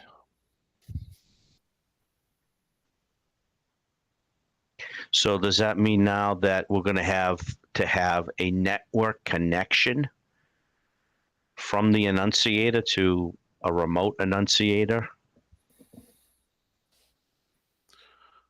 No, I don't think the intent was that you have to have one. It's just if you have one. Okay. It says audible, visual, and facility or network remote enunciation devices. So if you don't have an on-site enunciator, you're going to need one, let's say, at the control station that's, an annex of the building that you're monitoring. And in that building, you have a remote enunciator that is going to pick up any faults on the system, whether it's a malfunction or anything in A through D. So you don't have it at the building enunciator because there is none. So now we need to provide a remote enunciator, and that remote enunciator is obviously connected through the internet or network, if that's what they mean by network. So it's not the internet. I apologize. It's just, an electronic way to connect the fault condition from one building to another building via an enunciator that's remote. Did I thoroughly confuse you? Yeah. I think the substance of the change in the title line of 6 is really just adding the words and facility or network enunciation. Or network. So the way I see it is you can have it at the facility, And if you don't, you could do it via a remote enunciator. Yes. So really just facility or network remote enunciation, and then the change in the word from practical to applicable. That's really the visual was there. It was just under visual signal. And now it just says visual. So I don't know why visual was crossed out in the first input and first draft. I mean, I think they should have just crossed out the word "and." That's just a technical thing. So really the only facility or network remote enunciation is added, and then the word was changed practical to applicable. So, but I guess what I'm struggling with is it says audible. What it used to say was audible and visual signal devices shall be provided. And if you read it, it says, you have to indicate malfunction. So if I have an emergency source that malfunctions, I had to have an audible and visual signal. I understand that. When I'm carrying the emergency, when the emergency source is carrying load, I need an audible and visual signal. But now what it says is audible, visual, and facility or network remote enunciation. So where would that audible and visual display occur? Where should it occur? At the facility? So if I had a fire alarm and I ran into the building, isn't the fire alarm panel usually at the front, and it has the enunciator that says, hey, zone 1, zone 2, you have a problem there? Yeah. Well, to me, it's kind of on the same lines. I'm going to have a audible or a visual signal telling me something is wrong. And where would that visual and audible signal be? Well, at the building, be at the facility where the emergency system is located. However, if it's not, they're giving you another option. They're saying, hey, you could have a remote enunciator. They don't tell you where that remote enunciator could be. It could be in another building. I don't know. It's remote. The door is open. But it says "and." Do you know what I'm saying? It says an audible, visual, and facility device. So eliminate the or network remote enunciator. Okay. Or network remote and go facility enunciator. Okay, so it's audible, visual, and facility devices. Or enunciation. Or I can have a network remote enunciation device. Yeah. Okay. At least that's the way I'm understanding it. Unless Steve can bring. Steve is in the house. Well, I'm trying to remember what. I mean, this was a panel 13 change, and initially in the public input, and there's some other. I'm trying to remember what facilitated this in the first place. And I don't have my notes on this one from the first. So Joe Bellantoni says most of the larger gensets have the alarms on the genset. And he says now it appears that they are requiring the enunciation in the building in some form or fashion. But it does say or network remote enunciation. So I liked what you said, Al. You said they added an option to include network remote enunciation, and I said they modified the parent text to accommodate it. What? Yeah, I can still hear you, Steve. It looks like you have your thing muted, but we can still hear you. That's weird. He shows us muted, but we can hear him. you can hear me? Yeah, we can hear you. Oh, okay. I got myself muted here. That's Sorry. that's different. Yeah. I guess I'm special. You're special. That's true. All right, I just have to be careful about what I say. So it's required that, so practicable was changed to applicable. So now, so what it says, the way I read this is the audible and visual and facility, or the audible and visual, this indication, these devices have to let you know have to be able to notify everybody of the conditions of A, B, C, and D, right? Does that make sense? Yeah, I think that's the. Yeah, that's the intent of this. Yeah, Yeah. I agree. Okay. And they added the ability to have a network, like a remote enunciation as part of your network. Well, you know what? Let's read the. Oh, we're still in the first revision, so the word. I'm trying to look in the 2020 change to see, because again, the first revision panel statement is from the panel, and it's kind of referencing some other PIs, and I'm just trying to remember what precipitated this in the first place. Yeah. So it says remember to look. Okay. It says to look at 700.10D4. There's D and 4. Oh, source. So let's take a look at 700.10D4 because that's referenced in the panel statement for that change. It says the requirements of 710D4 have been revised to provide clarity that control conductors from all approved emergency power sources have to meet the requirements in D2 and be kept entirely independent. The loss of integrity of control wiring for all emergency sources shall also be monitored for any malfunctions, and losses in integrity should signal a system malfunction and start the associated emergency source. Let's go back up. 700.6. So 700.6, I don't know if I like the way they wrote that, but I get what their gist is. And they changed C. The C, instead of saying not functioning, let's look at this second. Now I'm in the second draft. Instead of not functioning, let's look at the first. No, I'm in the second draft.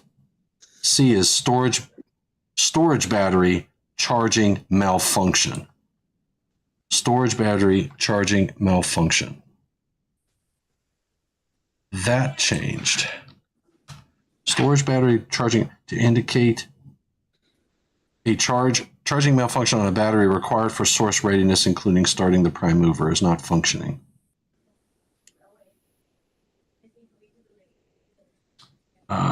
The title of this first level is revised to better describe the functional area of the alarm signal. Additionally, the requirement was changed to align with the focus on battery charging and potential impact to source readiness.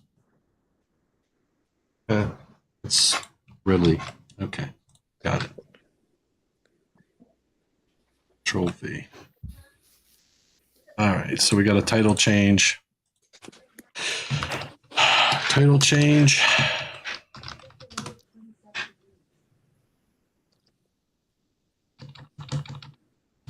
To better describe the functional area of the alarm signal. And the requirement was changed to align with the focus on battery charging and potential impact to readiness. Piece of cake. 4.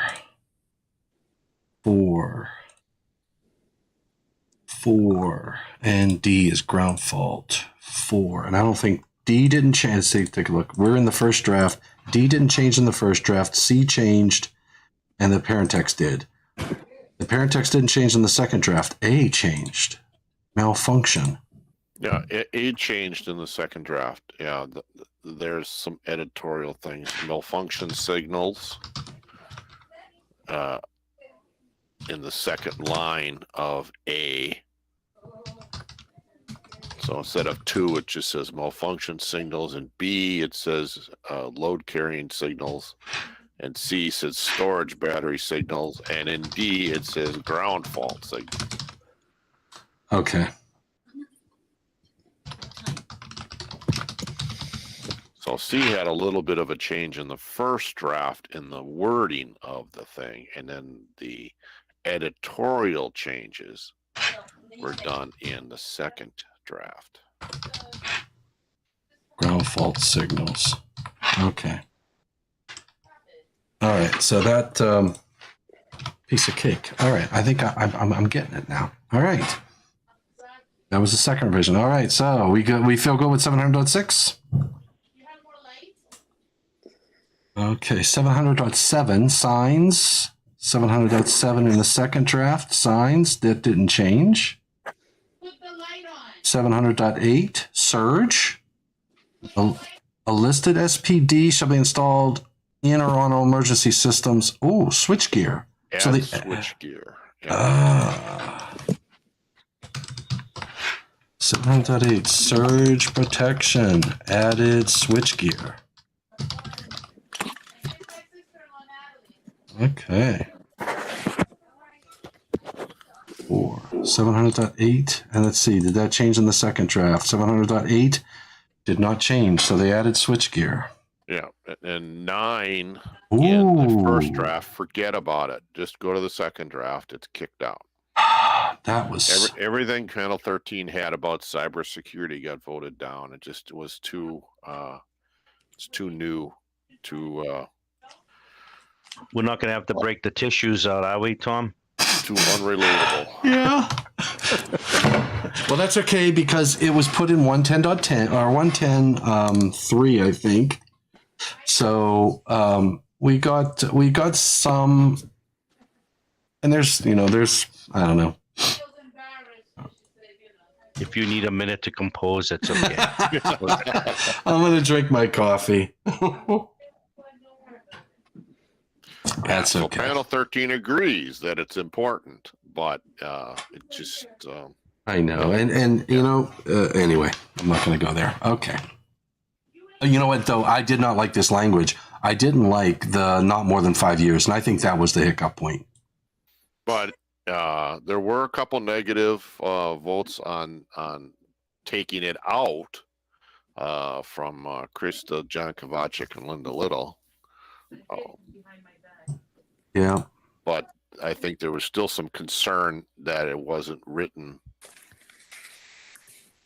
good enough. Well, the biggest concern that I heard, which I think is a valid concern, it says the cybersecurity assessment shall be conducted when the system configuration changes and not more than 5-year intervals.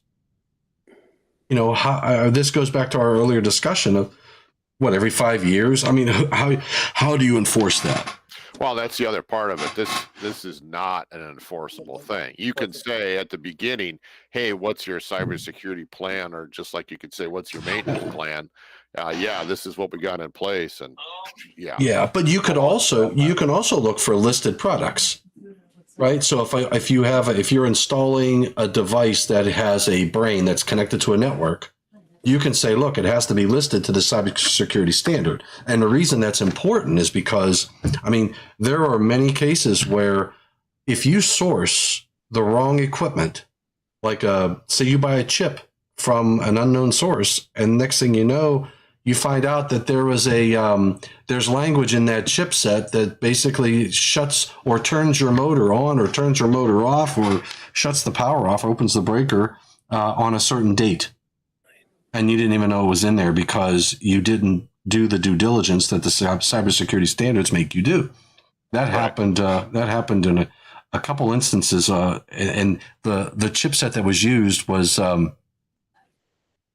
purchased from a country that that chip was being used on military things. So they put the bug in the military item, whatever it was. But then it was used in a drive, and it accelerated the motor to failure.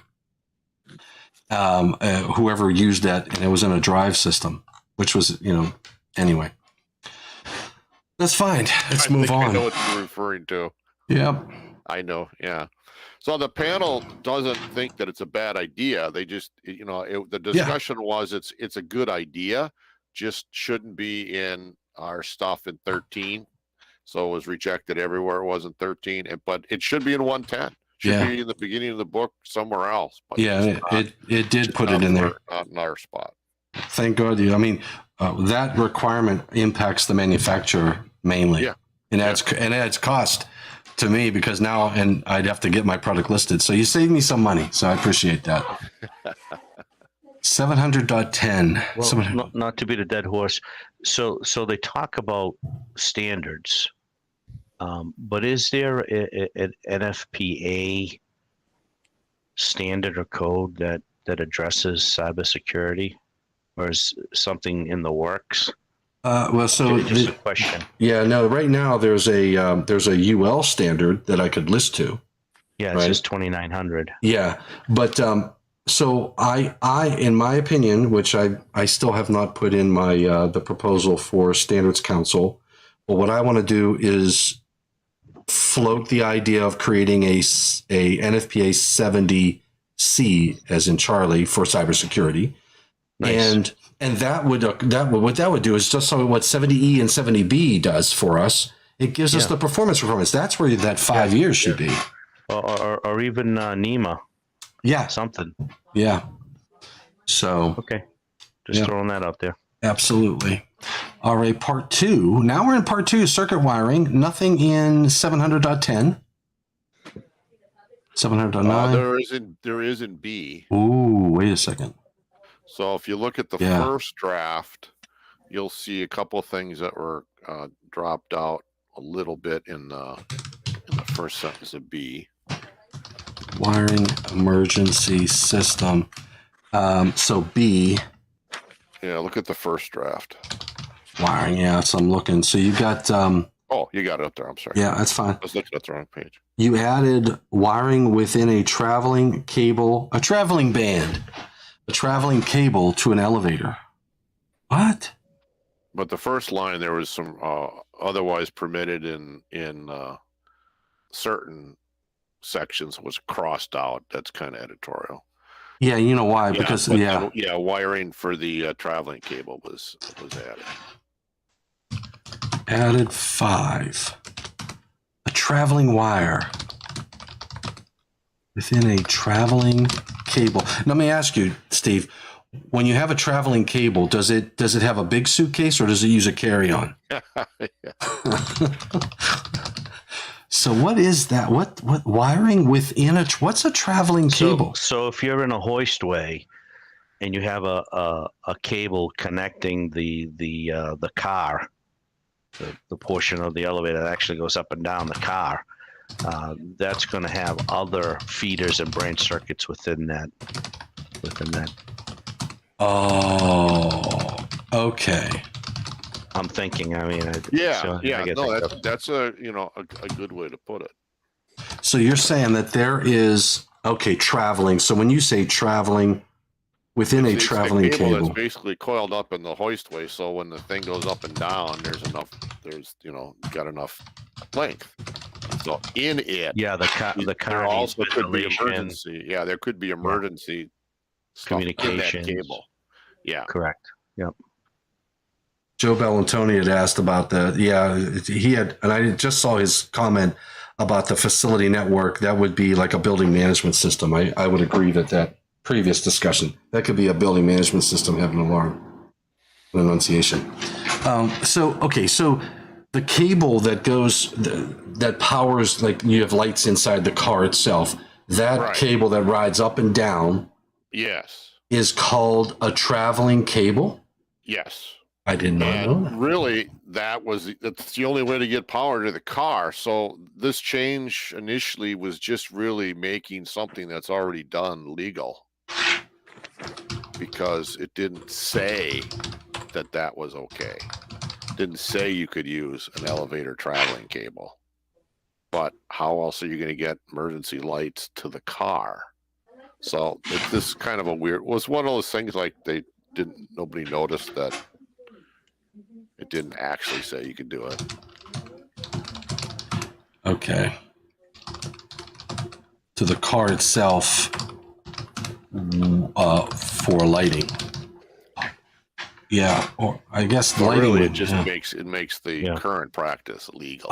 Joe says the traveling cable contains the emergency phone connection, power for lighting, and exhaust fan. That's okay. Yeah, all the power for the whole car is in that cable. And if part of it is using it needed for emergency use, it's part of that cable.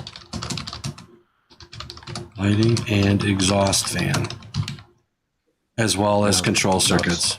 Could have 620 have modified that? Well, this 6. Oh, Well, maybe, but 700 is saying that you got to keep everything, you know. Yes, no, I'm not disagreeing. I'm not Yeah. disagreeing. But you can Oh. also modify in Chapter 6 anything in what is it, 5 through 7. That was the new Okay. language in 90.3. Yeah, but you know what though? I mean, to Joe's point, so Joe's talking about if you think about the emergency phone and lighting in the car and ventilation, I could argue that all of those are a part of a life safety system. And it wouldn't be, unless there's something else inside there that is not an emergency, because what this section is telling you, you have to keep things separate, right? Right. And the wire that goes to the elevator to an elevator, when they say an elevator, should they mean the car?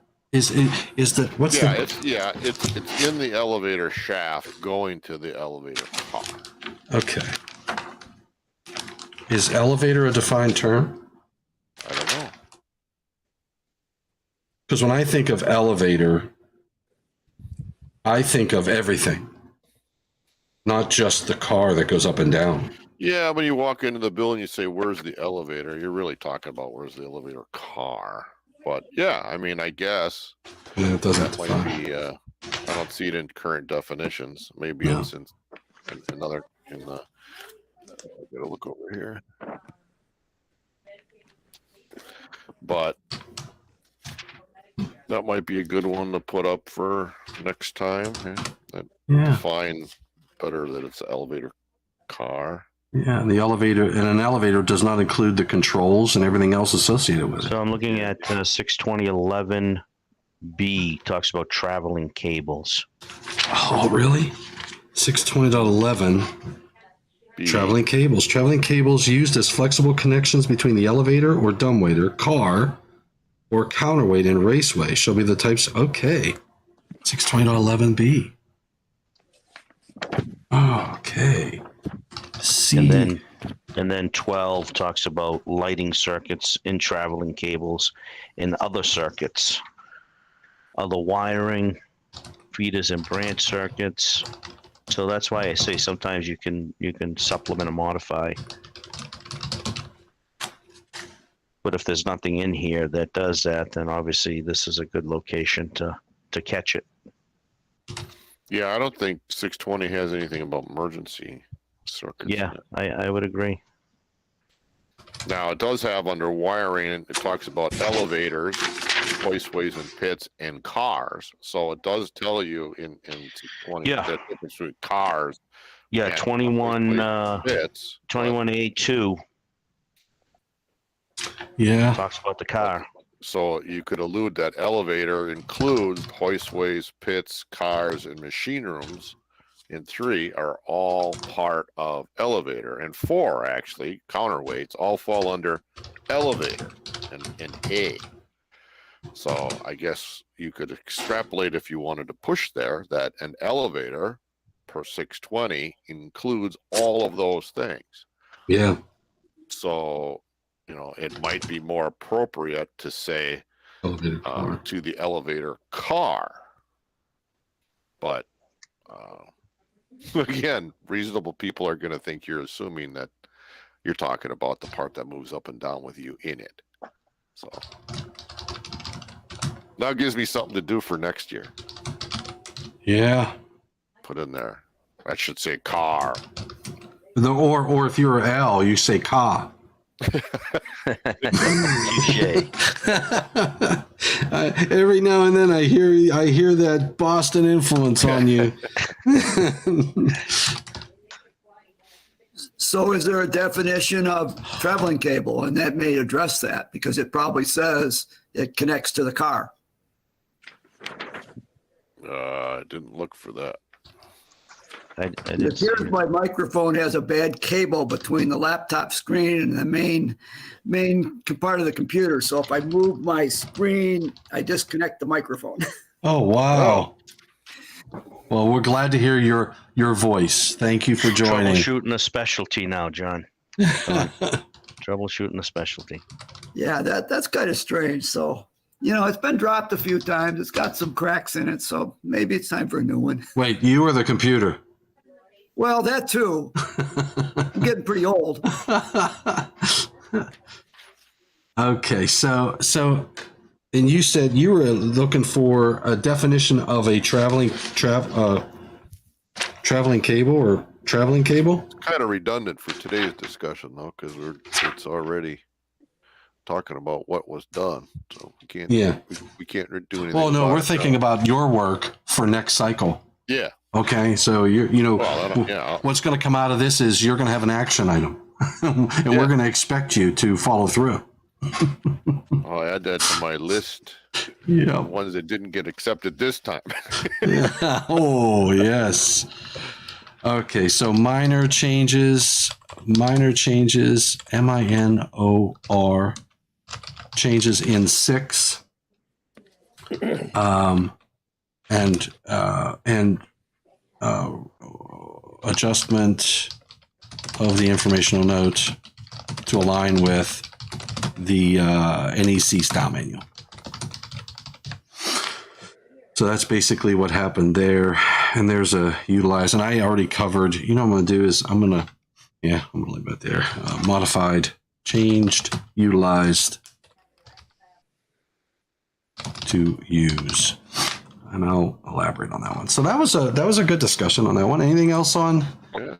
Yeah, I enjoyed that one. I learned something there. I don't work with elevators on a daily basis. I mean, I use elevators a lot, but well, did we talk about there was something new? What was new? Something new was added on here. A new E. Really? Wait, we got changes in D, fire protection. Oh, that's just informational notes. Yeah, but B6E. B. New E. Oh, B. It's in the second draft. Oh, second draft. Okay, sorry. There's a B. Oh. There's a new part. There you go. Yeah, there you go. Okay, so added a new E to 6 at the emergency power source, such as a generator, multiple integral overcurrent protected devices, shall each be permitted to supply a designated emergency or a designated non-emergency load, provided there is complete separation between the emergency and non-emergency loads beginning immediately after the overall. So what this is going to let you do is have 2 overcurrent devices on the generator itself. For standby and alternate stuff, mixed loads. So you can have one generator that supplies emergency and say or the coffee pot, right? So if you need that power for emergency, then you have to shed the coffee pot and only keep on the emergency. And this lets you put both of those breakers in the generator. So just to back up one second, I did a little homework here on 620.36, and there is a whole section on different systems and one raceway or traveling cable, and it talks about fire alarm and power and signaling and all that stuff, but it does not talk about an emergency system. So it does have a lot of good information, and like I said, it's 620.36, but does not address specifically the emergency circuits. It has audio, video. Now that I think about it, I remember when I was traveling, I was in Hong Kong, and they literally had a TV in there. They were doing advertisements, all kinds of lighting. Fiber It was optics, really, yeah. it was really high tech. This section actually captures all of that. Mm-hmm. Such traveling cable shall be permitted to include shielded conductors, coaxial cables, audio, video, telephone. Which section are you in? Where are you at? 620.36. 620.36. Oh, yeah, 620.36. So like I said, we can supplement and modify, but it does not address the emergency system. So it's good that these 700 folks captured that. But it could also be put in this section if required, in my opinion. I like it. Yeah, it's already saying in here can have heating and lighting and whatnot. So you can have lighting. It just the lighting is still there. It's just powered from the emergency system instead of the standard system. So, but yeah, and the fire alarm systems, things that we didn't even think about that are actually in a car.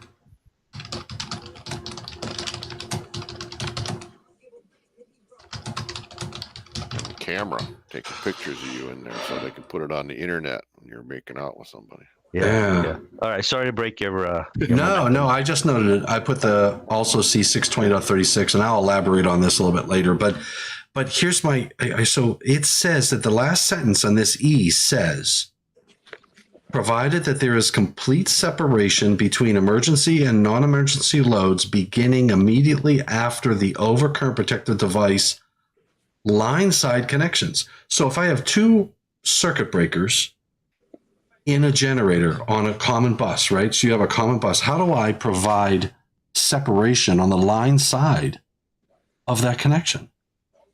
Or did they mean load side? How do I separate the line side?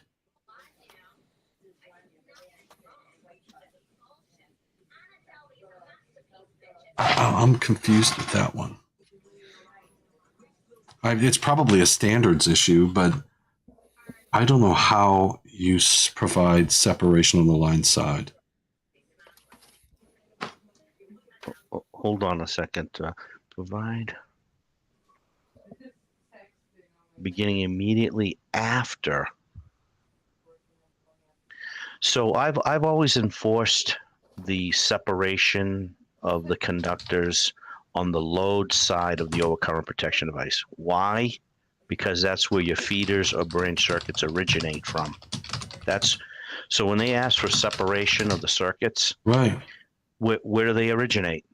They originate on the load side of the breaker. Right. So in a gen set, a lot of times they come through with one enclosure with the three breakers. Mm-hmm. And we always give the contractor heartaches because we say, well, you have to separate those circuits at the breaker, and they disagree because the enclosure is one enclosure. Why would the manufacturer send us something that's non-compliant?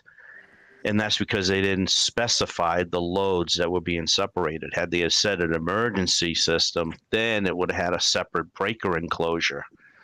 And why is it required? Because it's for all system conductors. Those system conductors are emergency feeders, optional feeders, or legally required. Where do they begin?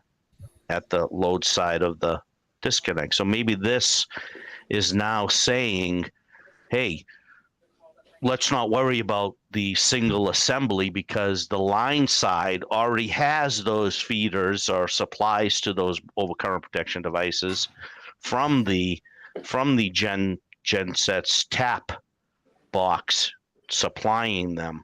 So why worry about the 1 foot section exiting from that enclosure? So maybe this is saying that we don't have to do that anymore. And we're only, if that's the case, this is a huge change.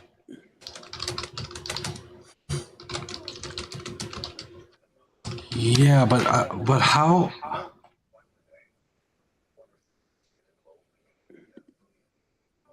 After the line side connections, how do you separate? If both breakers are mounted on a bus. Just by virtue of coming out of that single enclosure containing those circuit breakers with a separate raceway. That's how you do it after that point. After the load side, though, not the line side.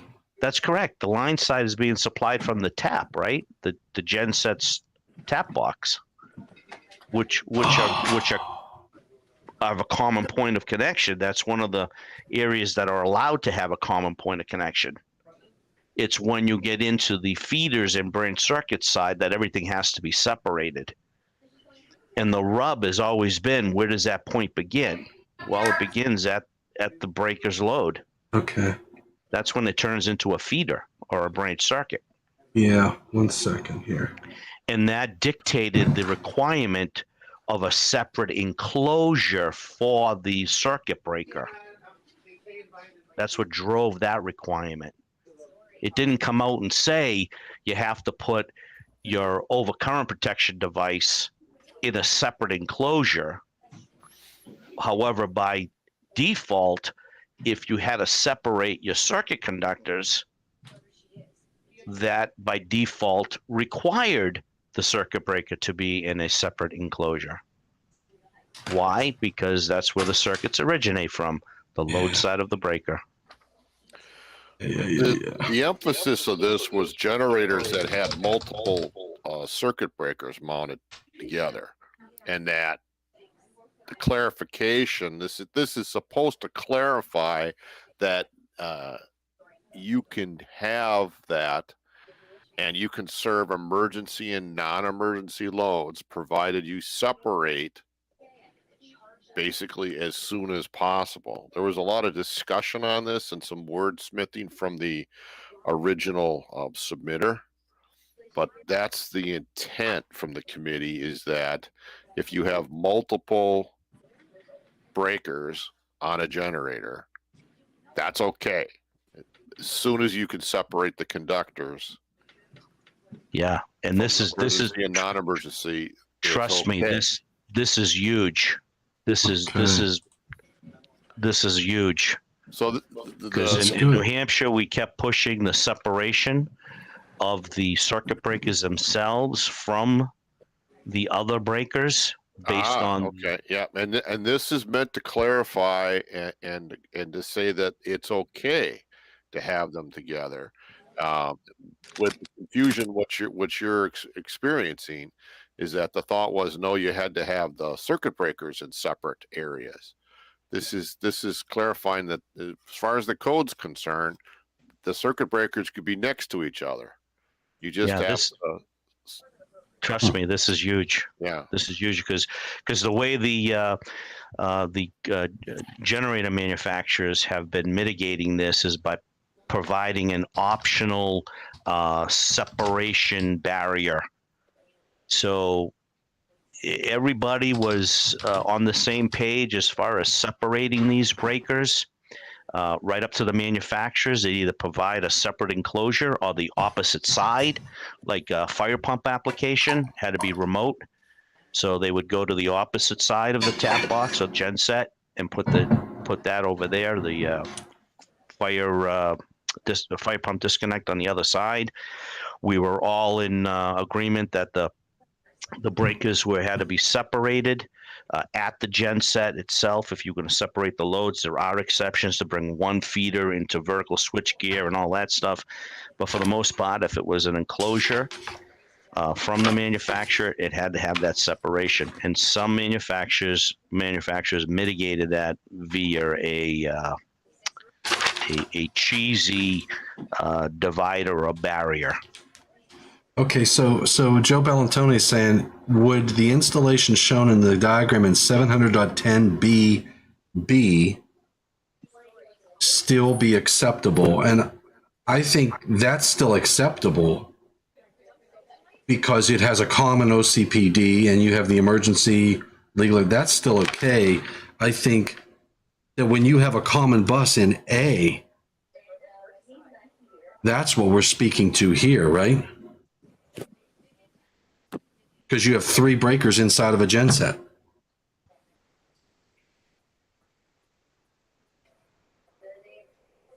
And once you hit that first breaker, you're a feeder. You're right. No longer a. The intent was to clarify, and this did the proposal did come from a generator manufacturer, and it was to clarify that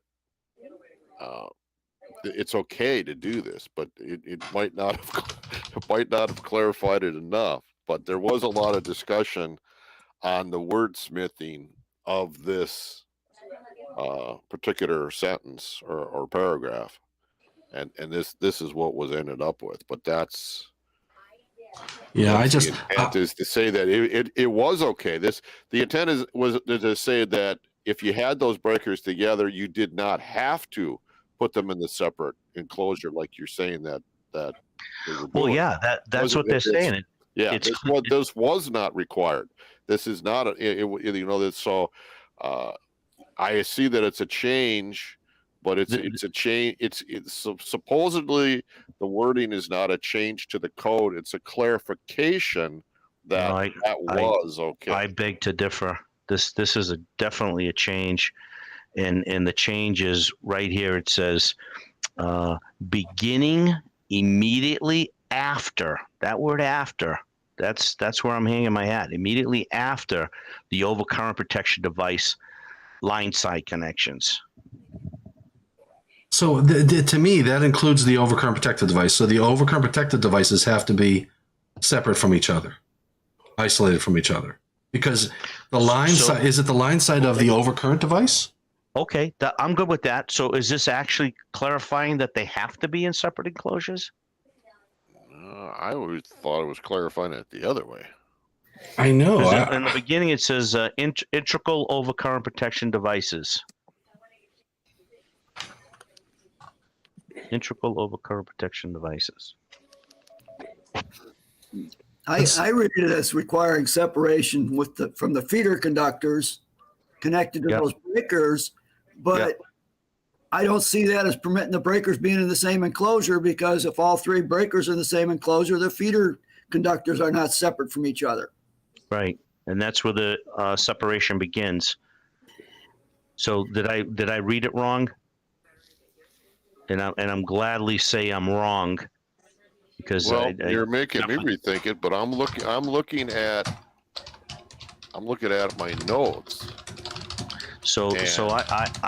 I'm looking at it again too. It begins immediately after the line side connection. So that means to me it does require separation at the load side. And how do you achieve that? By separate enclosures. Okay, so it's the way we've always been enforcing it, but now they're saying it in words that it would be a lot easier if you just said put the overcurrent protection device in a separate enclosure. Yeah, that's the intent. I agree. Yeah. But you could put barriers in the enclosure that separate the load side of those three breakers and be in compliance with the language that I saw on the screen. Yeah, I agree, and that's how they. I agree, Don, and that's how they've been mitigating a lot of these things. Some of the barriers that they supply of separation doesn't necessarily make me warm and fuzzy, but it complies. It complies. I mean, obviously, we don't want a failure on the optional to cascade onto the emergency. That's the intent of the separation. Yes. Maintain integrity. So that's good. If this actually puts a nail in the coffin and says, no, you have to achieve separation from the load side of these breakers, and the only way you could do that is to provide separate enclosures or a barrier, then that's the way we have been enforcing it. Otherwise, like I said, that would be a huge change to do it after the load side. But it does say line side, Tom. You're right there. Yeah, that's what was getting me. And it's the line side of the breaker, Sid. Willie Snyder So it's starting to make sense now. Immediately after the line side. Immediately after. Well, what's that? The middle of the breaker? No, it's the load side. Yeah. I like that thought. I'm going with it. Going with it. Run with it until you hit that brick wall. That's it. That's the way we're going to teach it. There we go. I don't know what Willie Snyder's question is. He says he has a question about a multi-wire branch circuit could be used to supply emergency equipment. So can a multi-wire branch circuit be used to supply emergency equipment? I guess as long as it's all emergency equipment, right? No, I think there's something that prohibits multi-wire branch circuits. Oh, really? It should be in 700. I thought I remember something like that. I would. I know it's prohibited for individual loads. You can't use a multi-wire circuit for anything on the emergency side. Where would you see that? Would that be in 700? Would that be in this section, 700.10, wiring emergency system?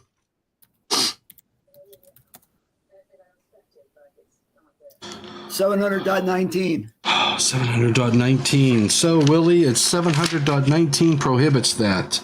Multi-wire branch circuits. The branch circuits serving emergency lighting and power circuits shall not be part of a multi-wire branch circuit. Sorry about that, Willie. 700. Thank you. Thank you, Dawn. Prohibits. Sorry, Willie. Okay. And it's getting about lunchtime, so let's figure out where we're going to close this. Okay, emergency conductors installed between 4 control wires. So we're still in B, right? No, we're in D. So we're out of B wiring. We are into. And just to reiterate, we're all on the same page that the separation occurs from the load side of that overcurrent protection device, whether it's via a separation of an enclosure or a barrier. Well, what about the breaker itself? So the breaker itself either has to be in a separate enclosure, Yeah. or the separation occurs via a barrier Yeah. that the manufacturer provides, because it's an integral overcurrent protection device. So integral comes from the manufacturer. The separation occurs immediately off the load side connection, which is immediately after the load side connection. So Yeah. that would, are we all in agreement? That's what I see. That's the way I see it too.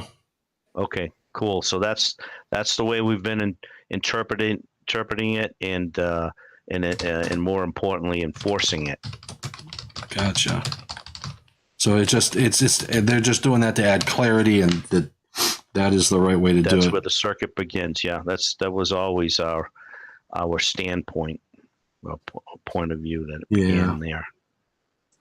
And by default, it required it to be in a separate enclosure or a barrier. Gotcha. So now we have some language to support that. That's good. Thank you, Steve. Good job, Steve. Keep up the good work. Feeder circuit wiring, informational note changes. Per style manual. That's 2. And then in 3, no changes. Check the second draft. No changes in 3. 4 changed to source control wiring.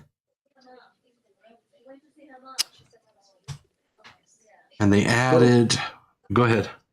So this recognizes that not just generators have control wires, then other systems, emergency power source systems have control wires. So it expanded this section to cover those other circuits. So stored energy power supply system or the other emergency power supply system doesn't have to be a generator. Yeah, that's right. And so that's how I see they tried to make a change here. It's just to cover all those cases. Yeah, should be considered malfunction. So let's take a look at what they said in the first revision.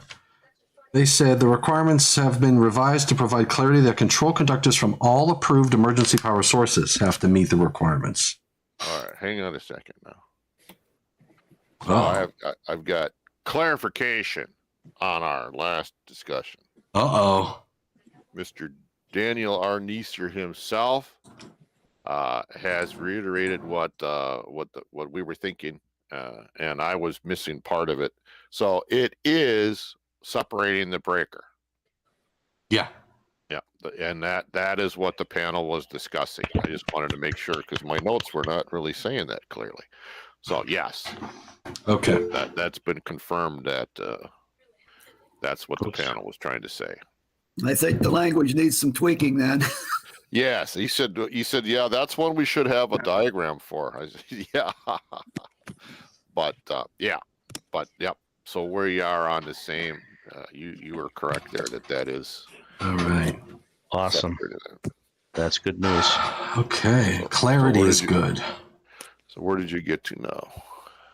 So we were just we went down to 11. no, D, fire protection. So there were some minor changes in 2 in the first revision. They changed 4. They didn't change 3, feeder circuit equipment. They changed 4, which includes other, anything that's an approved emergency source, not just a generator, control wiring. And 4 didn't change, changed a little bit in the second draft. So now we are moving into 700.11. Is that a new wiring class 2 powered emergency lighting system? Ooh. Is this this is your low voltage stuff? Yeah. Look at the second draft. I think it might be clearer there. Because that'll be the outcome of overturned by SCR?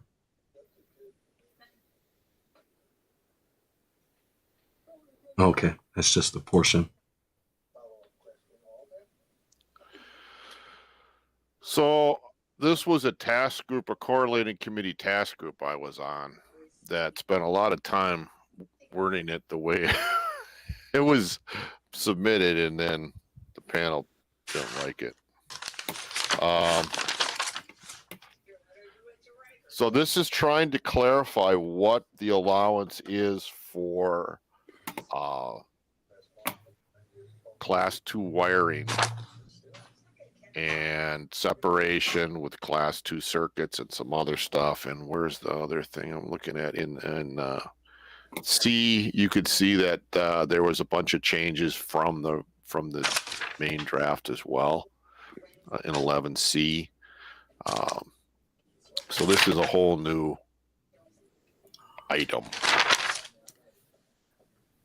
Well, it's a whole new section, and Yeah. it's a big one. So we got A, general, B, identification, C, Basically, what they're trying to address here is the new emergence of LED powered stuff, powered over the Ethernet wiring. Yep. I just call it phone wiring.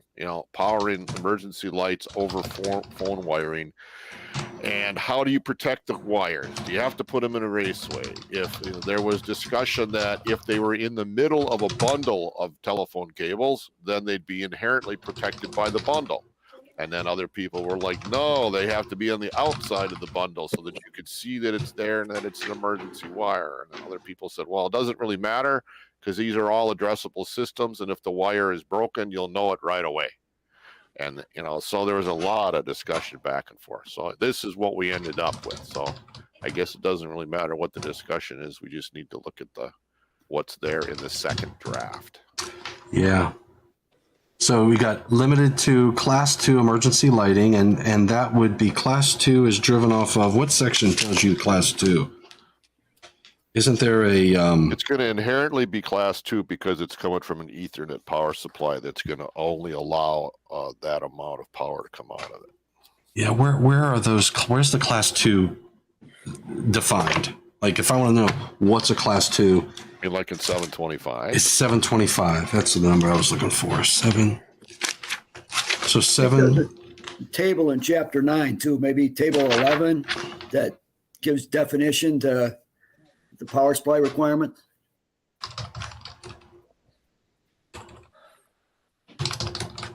Article 7. So they did further separation in 2023 with 725. I think they came out with a separate article for class 3 or class 1, I believe. Yeah, class 1. I think they bumped out class 1, and now 725 in the 23 code is going to be focused on class 2 and 3. Is that correct? And they added class 4 too. And they added class 4. There you go. Yeah. So that would be class 4 is now 726. 725 is class 2 and 3. 724 is class 1.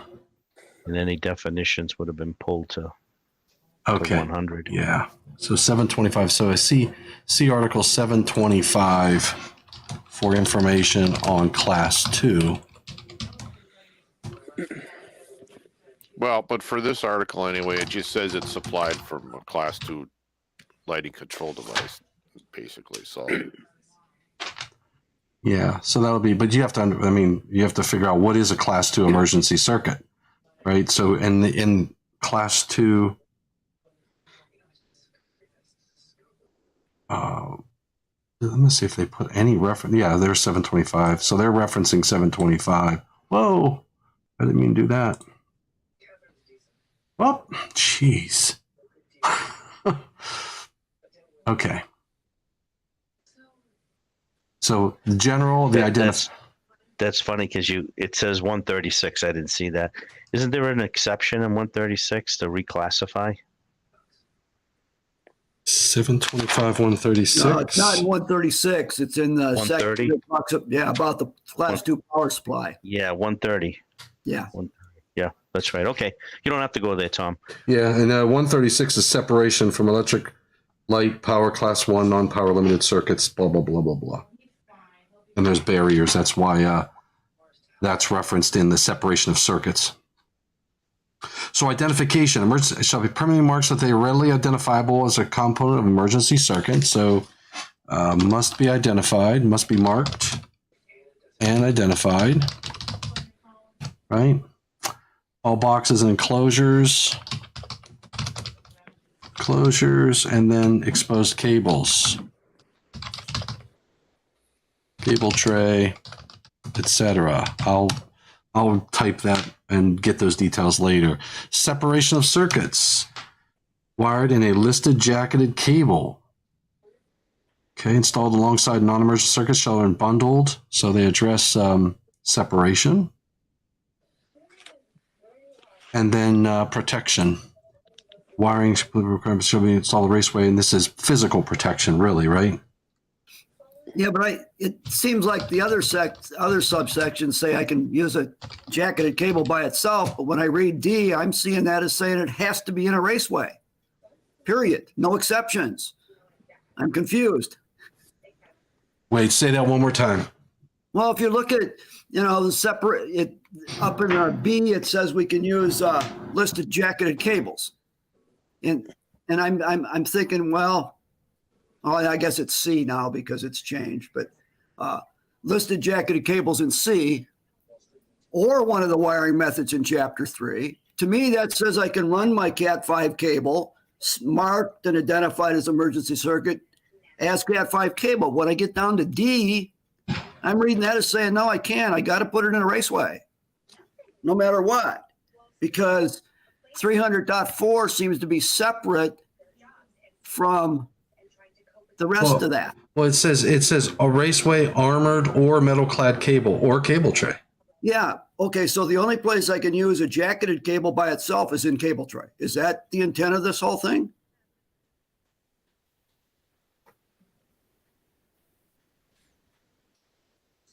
I think that's the only place that you can use jacketed cable if it's in a cable tray based on this. yeah, the panel, in a lot of cases, greatly extended the protection methods that were proposed by the correlating committee subcommittee. Okay.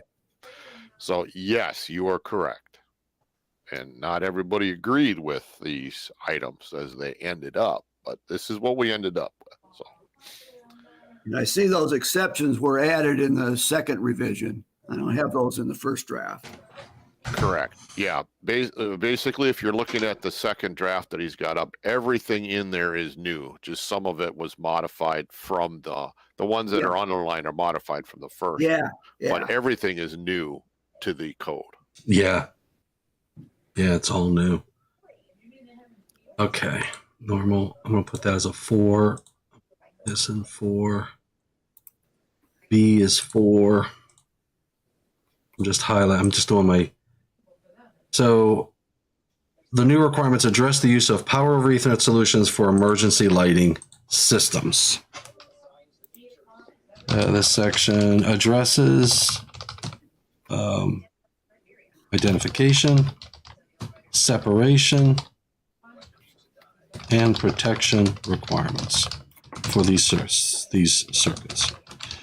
in systems. Did we move on from C?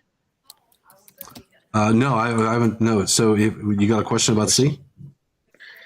So I was just reading it, and to me, it's speaking to 725.136 D1. That's where we get our outer jacket separation within, let's say, an MC cable to control, dimmers on LEDs. Yep. So that's the first part is saying, hey, we're good with that. However, if you install it alongside a class 2 circuit, then you need separation by a non-conductive or non-conductive sleeve or non-conductive barrier from other class 2 circuits. So we already have the allowance in 725.136 D1, but we don't have it between different class 2 circuits. So this is telling me now that you require separation between class 2 circuits as well. Yeah, I agree with that. And you can achieve that by a separation of a non-conductive sleeve or non-conductive barrier. It doesn't really specify the thickness of that barrier or whatnot, but you simply need to separate them from other class 2 circuits. Yeah. Yes. That is what they're saying. Okay, that's perfect. That's perfect because there's already language in 136 D1 that allows that separation to occur within a cable or raceway that contains other circuit connectors. It says the electric light power class 1 non-power limited fire alarm and medium power network powered broadband. Okay, yeah. So and then there's separation from the conductors and cables of class 2. From the conductors and cable of class 2. That newfangled MC cable. I say newfangled. It's been out there for probably 10 years now, but it has that additional low voltage class 2 circuit within that cable, and they achieve that compliance through this particular section.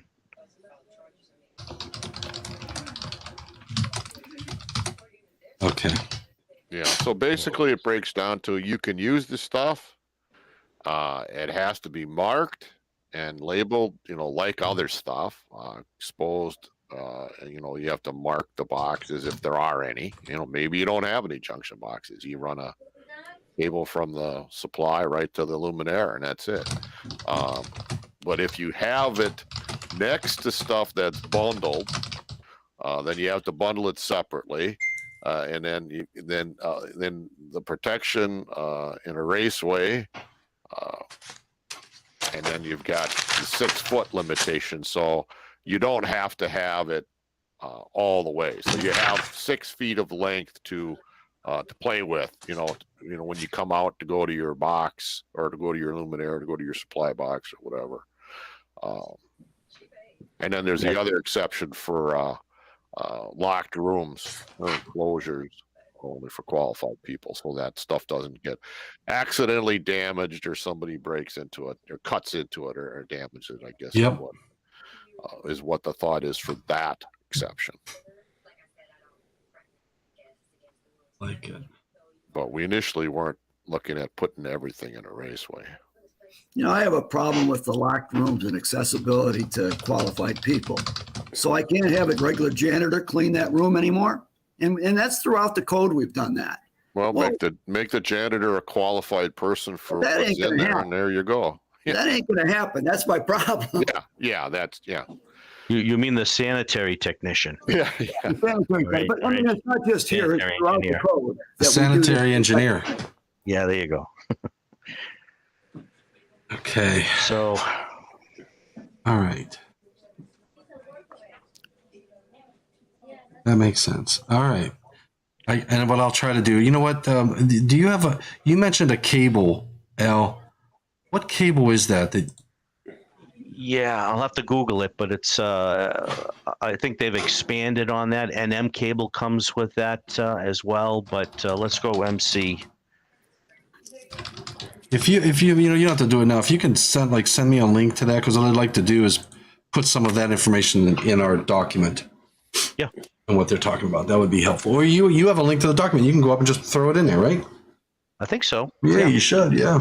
I've never really understood that one, though, because when you look at what they put in that MC cable, that low voltage portion doesn't look much different from any jacketed low voltage cable I can go out and buy.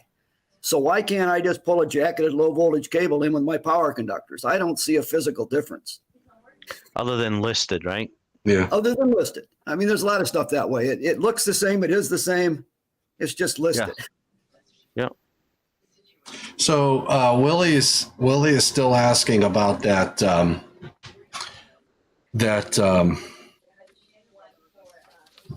700, the multi-wire branch circuit, and he pointed out 700.10B5D, 700.10B5D.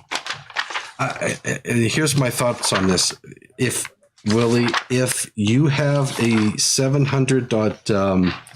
Was it 700.20 something, right? 700.19. 700.19 prohibits the multi-wire branch circuit, regardless of what it says in 700.10B5D or anywhere else. Because you've got 700.19 that says you're not allowed to use a multi-wire branch circuit, then you just can't use a multi-wire branch circuit, period. I mean... All right, I put up the link. Oh, you did? To Okay. Yeah. Great. I copy paste. The first one was the meeting. Obviously, that's not the wrong one or the right one. So the one below it has the Where'd you put it? cable. Where'd you put it? It's in the chat box. Okay, chat box. There's just a link there. Where's the chat? Oh, the chat box is over here. There we go. There it is. View or more phone numbers, click. Where's it at? No, disregard that, Tom. That I copy paste. I didn't realize I had that on my paste. So it's the one below it. Oh, okay, there it is. Copy link Yeah, address. Got it. Yeah. So, All right. Tom, that Yep. section he's talking about, though, doesn't it talk about feeders in 5? Feeders in I 7. think multiple feeders in B5D, where the 700.19 is talking about branch circuits. Yeah, so 700.10B is wiring from emergency source. 5 is wiring from emergency source to supply generators other loads in accordance with B5A. D is this shall be permissible to utilize single or multiple feeders to supply. Yeah, so that's a feeder, and that's not a multi-wire branch circuit. So 5D deals with feeders, and 700.19 deals with branch circuits. So okay. That I think helps. Hopefully it helps Willie. Feeder's almost always going to be a multi-wire circuit. Yes. Just because that's the only way you can do it. Right. But it's not a multi-wire branch circuit, so it's not prohibited. Exactly. Right. So maybe that's what Willie was looking for, that there's a difference between a multi-wire branch circuit and a feeder. You're allowed to use multi-wire feeders, but not branch circuits. Perfect. Yeah. All right, gentlemen, it is 3:00, and It's only my 2 wife. o'clock. What do you It's mean? 3 o'clock. My wife is going to kill me because she's got food up there that was ready about a half an hour ago. I didn't think we were going to go for a whole 3 hours. You didn't. No, but you know What what? did you think we were going to do? I know. Well, I'm thinking that, and I feel bad saying I got to stop.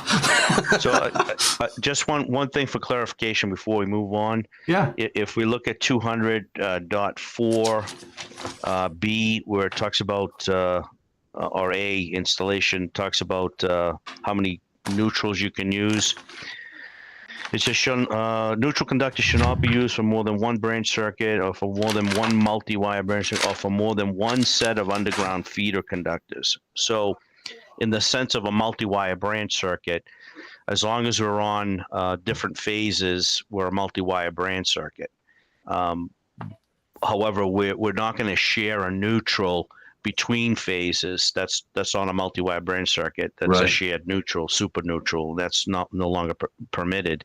And the same thing applies for feeder circuits as well. One neutral for one feeder circuit. You're not going to have two feeder circuits out there that share a neutral. Each feeder circuit's going to have a separate neutral supporting it. Okay, Isn't good. there still a provision in 215 for common neutrals for feeders? They take that out? So it's not a matter of a common neutral. It is the neutral for the circuit. Well, see, I had a whole problem with that. I put 200.4 in the code, and it talked about common neutral when I put it in. It had a companion proposal for the definition of common neutral, which got deleted when that put in there, and it screwed the whole thing up because when that first went in, everybody thought you couldn't use multi-wire branch circuits anymore. Yeah, so this is talking about one set of underground feeders. So that's either single phase, three phase. It's going to only have one neutral supplying that circuit. Yeah. So you're not going to have two single phase feeders with one neutral supplying one. Each feeders or set of feeders are going to have their own neutral. Okay, Tom's going to go. We'll reconvene. Well, you know what? I'll set up some more Don't want him times. to burn out. Don't burn out. You need that energy. I need that. So, energy. you probably can't have it with single phase feeders, but 215.4A says I can have 3 sets of 3-wire feeders with a common neutral. 15. What was that, Don? 215.4A. 4A. Up to 3 sets of 3-wire feeders. That's why I wanted to define common neutral in the code, but common neutral is not defined. It's used there, and it's used in 225 for outside lighting, and it's not a defined term, and nobody knows what the hell it means. What is a Wow, that seems contradictory, Don. I see your point right there. Doesn't It 200.4 says unless otherwise specified, though, right? Yeah, unless specifically permitted elsewhere in this code. okay, so that's the back door. Yeah, Less specifically. there's So, one and two- but it doesn't make sense to have that other rule if it's okay. Okay, makes sense. Makes sense. I Yeah. I like what I see. Yeah, it is what it is. Code don't lie. I don't know if I've ever seen that circuit. Yeah, that's Anywhere. That's good. Yeah. You gotta love it. You would have to put all the 3 sets of ungrounded conductors would have to be in a common raceway with the neutral conductor in order to comply. Yeah. And again, that to me, that 200.4 to me eliminated the super neutral. Super neutral. I gotta get a little figurine. Call it the super neutral. Well, that's what it was intended to get rid of. But again, without a definition of what it was trying to do, it just got screwed up when it got in there because I tried to say that a common neutral is a neutral that is associated with 2 or more ungrounded conductors that do not have potential between them. And that definition was rejected. And so now what is a common neutral? Yeah. That's a good question. Common neutral. Tomorrow Are we on tomorrow? Tomorrow, I got to look and see what time tomorrow because I have to go to the hot dog is coming, and we got to take the dogs up, and we're gonna see Boone, Bowtie Boone tomorrow. So I'm not sure what time that is, but if I can go live, we're gonna do it. So I'll let you know. I got to talk to Bobby Joe. Last week you said Saturday and Sunday. I know. Well, typically I do Sundays 70E. Right. And Saturday's 70. So if I can do it tomorrow, I will definitely do it. So I just got to find out from Bobby Joe what the schedule is. All right, sounds good, guys. And make sure you say Eastern Thank you. time or Central time. Okay. Yeah, thank you, I don't everyone. know why. I've never seen it do that on my YouTube. Yeah. You saw the screenshot of it. Yeah. Normally it will say whatever time you say it is. And for whatever reason, this time it said 11 o'clock, but then it said the 100 minutes, Yeah. which would have made it 11 o'clock my time and noon your time. Right. So it didn't lie. No, it didn't, but it was odd. So I know. anyway, very good. Good All night, right, everyone. guys. Putting up with me. Hey, Talk to thank you you, next Al. Talk to you next week, care, buddy. guys. Okay. Thanks, Steve, for joining us. Thank Steve you, everyone. Cutler. Thank you, sir. Take care. Stay safe, and remember, please stay healthy. Time for Fireball. Time for Fireball. Take care. We'll see you 5 guys. o'clock somewhere. It's 5 o'clock somewhere. Jeez. See you, Tom. Hey, we'll see you, Steve. Thanks.